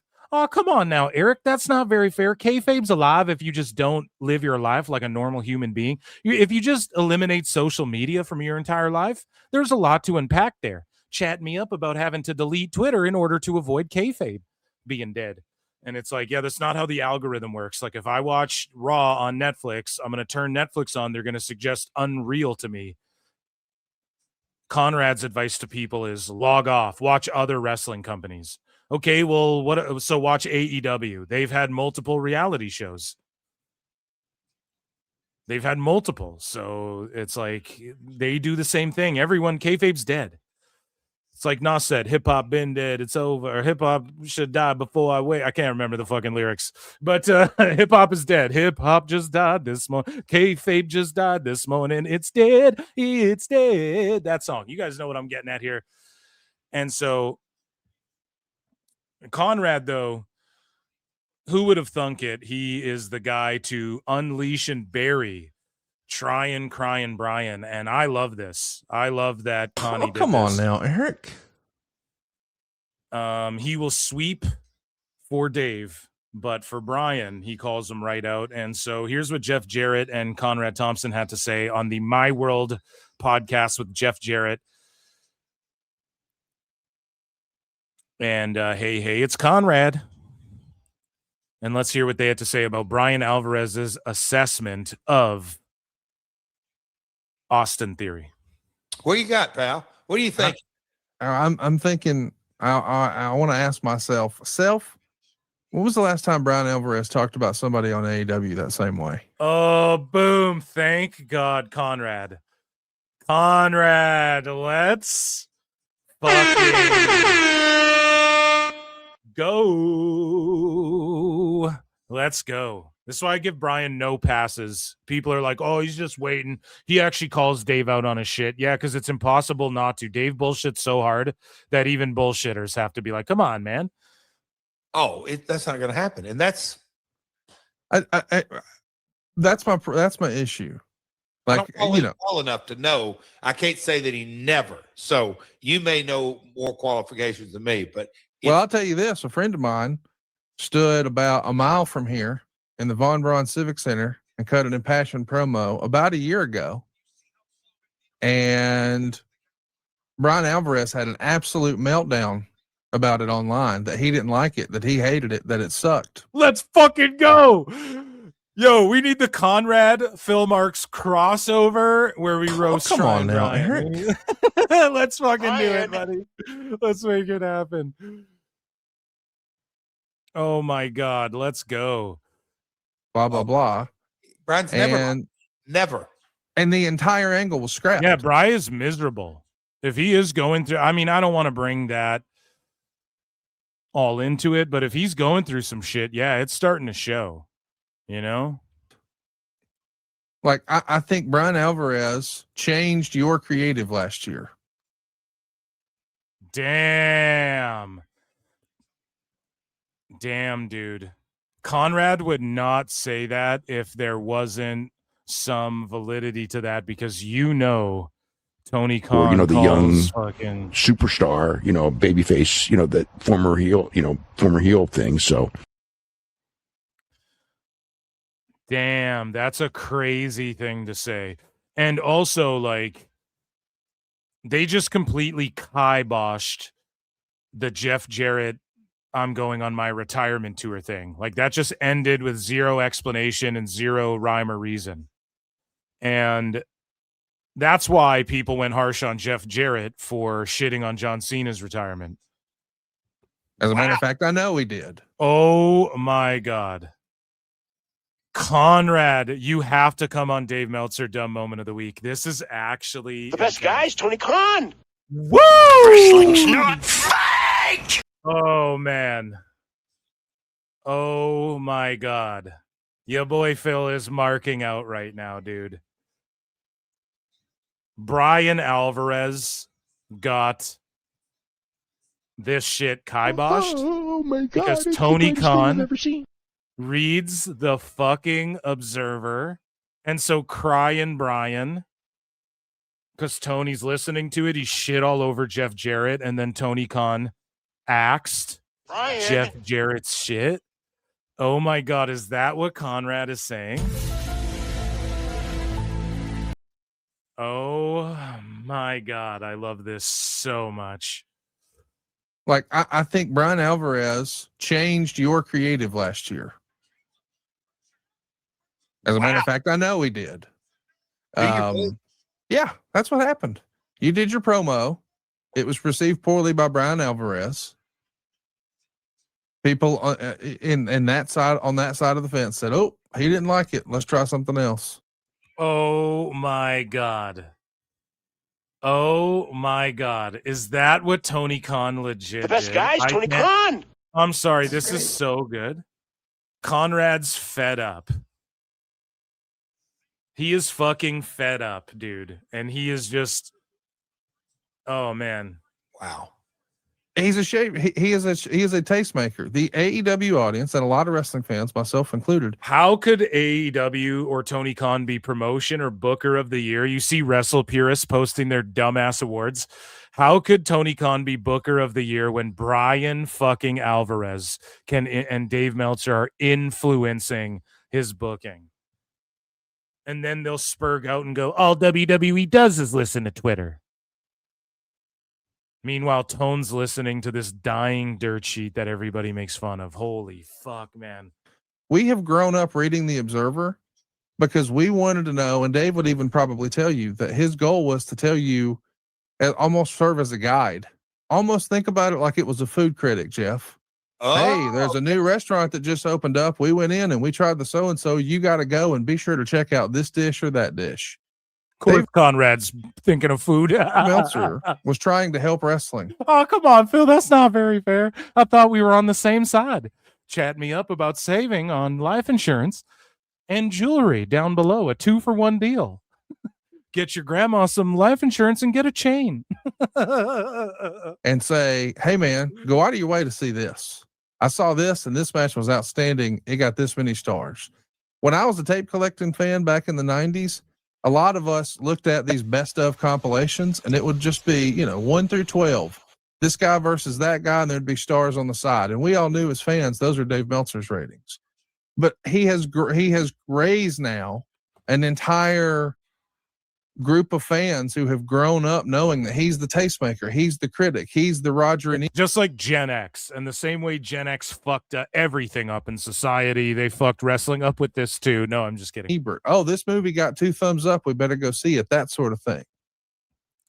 But when we're gutting quartering a young guy who's trying to figure it the fuck out, I'm just like, wait a minute. Yeah. And I appreciate what you said when you said, hey, I think Bryan has a wrestling background. Would anybody who is a wrestler talk about another young wrestler trying to make it publicly like that? No, because Bryan Alvarez never made it. Connie is dropping bombs right now. He follows me. I'm going to DM him and get him on Dave Meltzer dumb moment. No, I don't think he'd do it, but yeah, man, he's right, because Bryan Alvarez never made it as a wrestler. And he's sad that the Young Bucks and his friends like Orange Cassidy and shit aren't shit. Now that's a fair point. I'm just asking. I've never heard one person who is an active wrestler under contract. I'm not talking about Matt Riddle calling out Goldberg. I'm talking about a young guy. Yeah. And somebody say, this guy's the shits, blah, blah, blah. It's like, wait a minute. You don't do that. And he doesn't do it to AEW. Why doesn't he? Boom. Why doesn't he?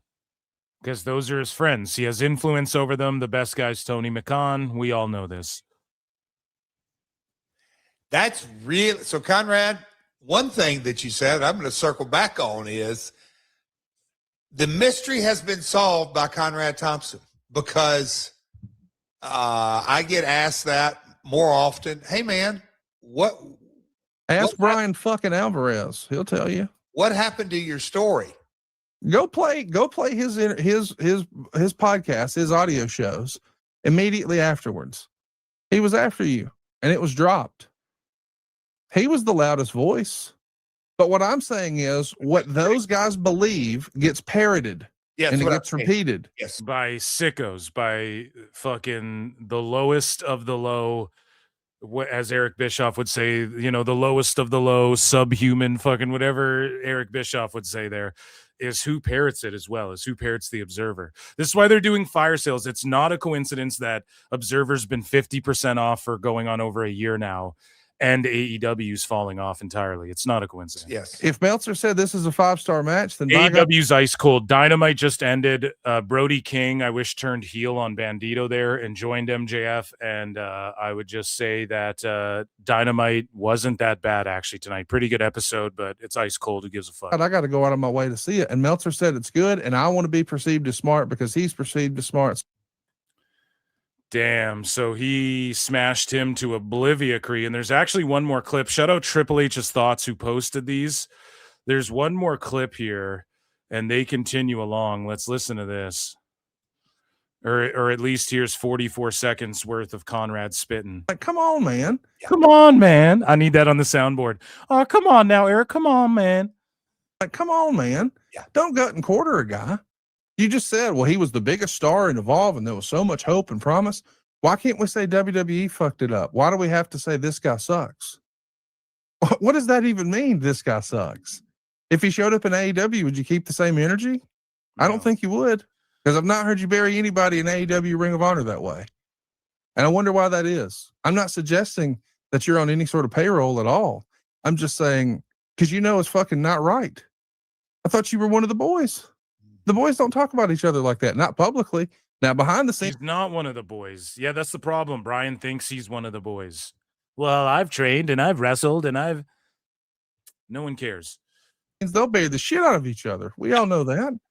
But like, come on, Jeff. You've never heard one of the guys use his platform to talk about another guy like that. Like, come on, man. Come on, man. It's the same thing as like I pointed out before where Bryan Alvarez is like, yeah, Javon should just go on the main roster and completely bury NXT and never even bring it up again and bury that part of his life. And it's like, why? Why wouldn't you? Like, you have to be miserable about Javon getting called up. Why aren't you happy for him? You think you'd be happy? He's on the biggest platform there is in pro wrestling. Like, if you're actually a fan, wouldn't you want him to do really well and be exposed to as many people. It's just you can tell the agenda. We see through it, and it's two schmarmy pricks, Bryan Alvarez and Dave Meltzer, who fucking like look down at everybody and think their shit don't stink, and meanwhile they're dumber than everyone else, and they're more out of touch. They're more in their bubble than anyone else. And so here's Bryan Alvarez responding. He's like, I didn't kill Jeff Jarrett's quest for the AEW title. So it is my absolute pleasure to be here today with the most powerful man in AEW. Hey, someone who can get pushes stopped, started, killed dead on arrival. As far as I know, not just AEW, could be the entire wrestling business. The Booker man. Yeah. Bryan Alvarez, the taste maker. Yeah, don't mess with me. I'll kill your storyline. Yeah. Too late. Yeah. Yeah, Tom Lawler, like he's been doing the shtick, and he was like super based, owning Bryan. He felted Bryan big time. We covered it last week on DMDMW. But here's the thing, man. What Conrad is saying, he's not saying that Bryan Alvarez picked the phone up and was like, get rid of this Jeff Jarrett. And here's the thing. Bryan, especially Bryan Alvarez and Dave, they like to take credit for like, well, people listen to us. WWE's clearly listening to us. Look what they did with Ava.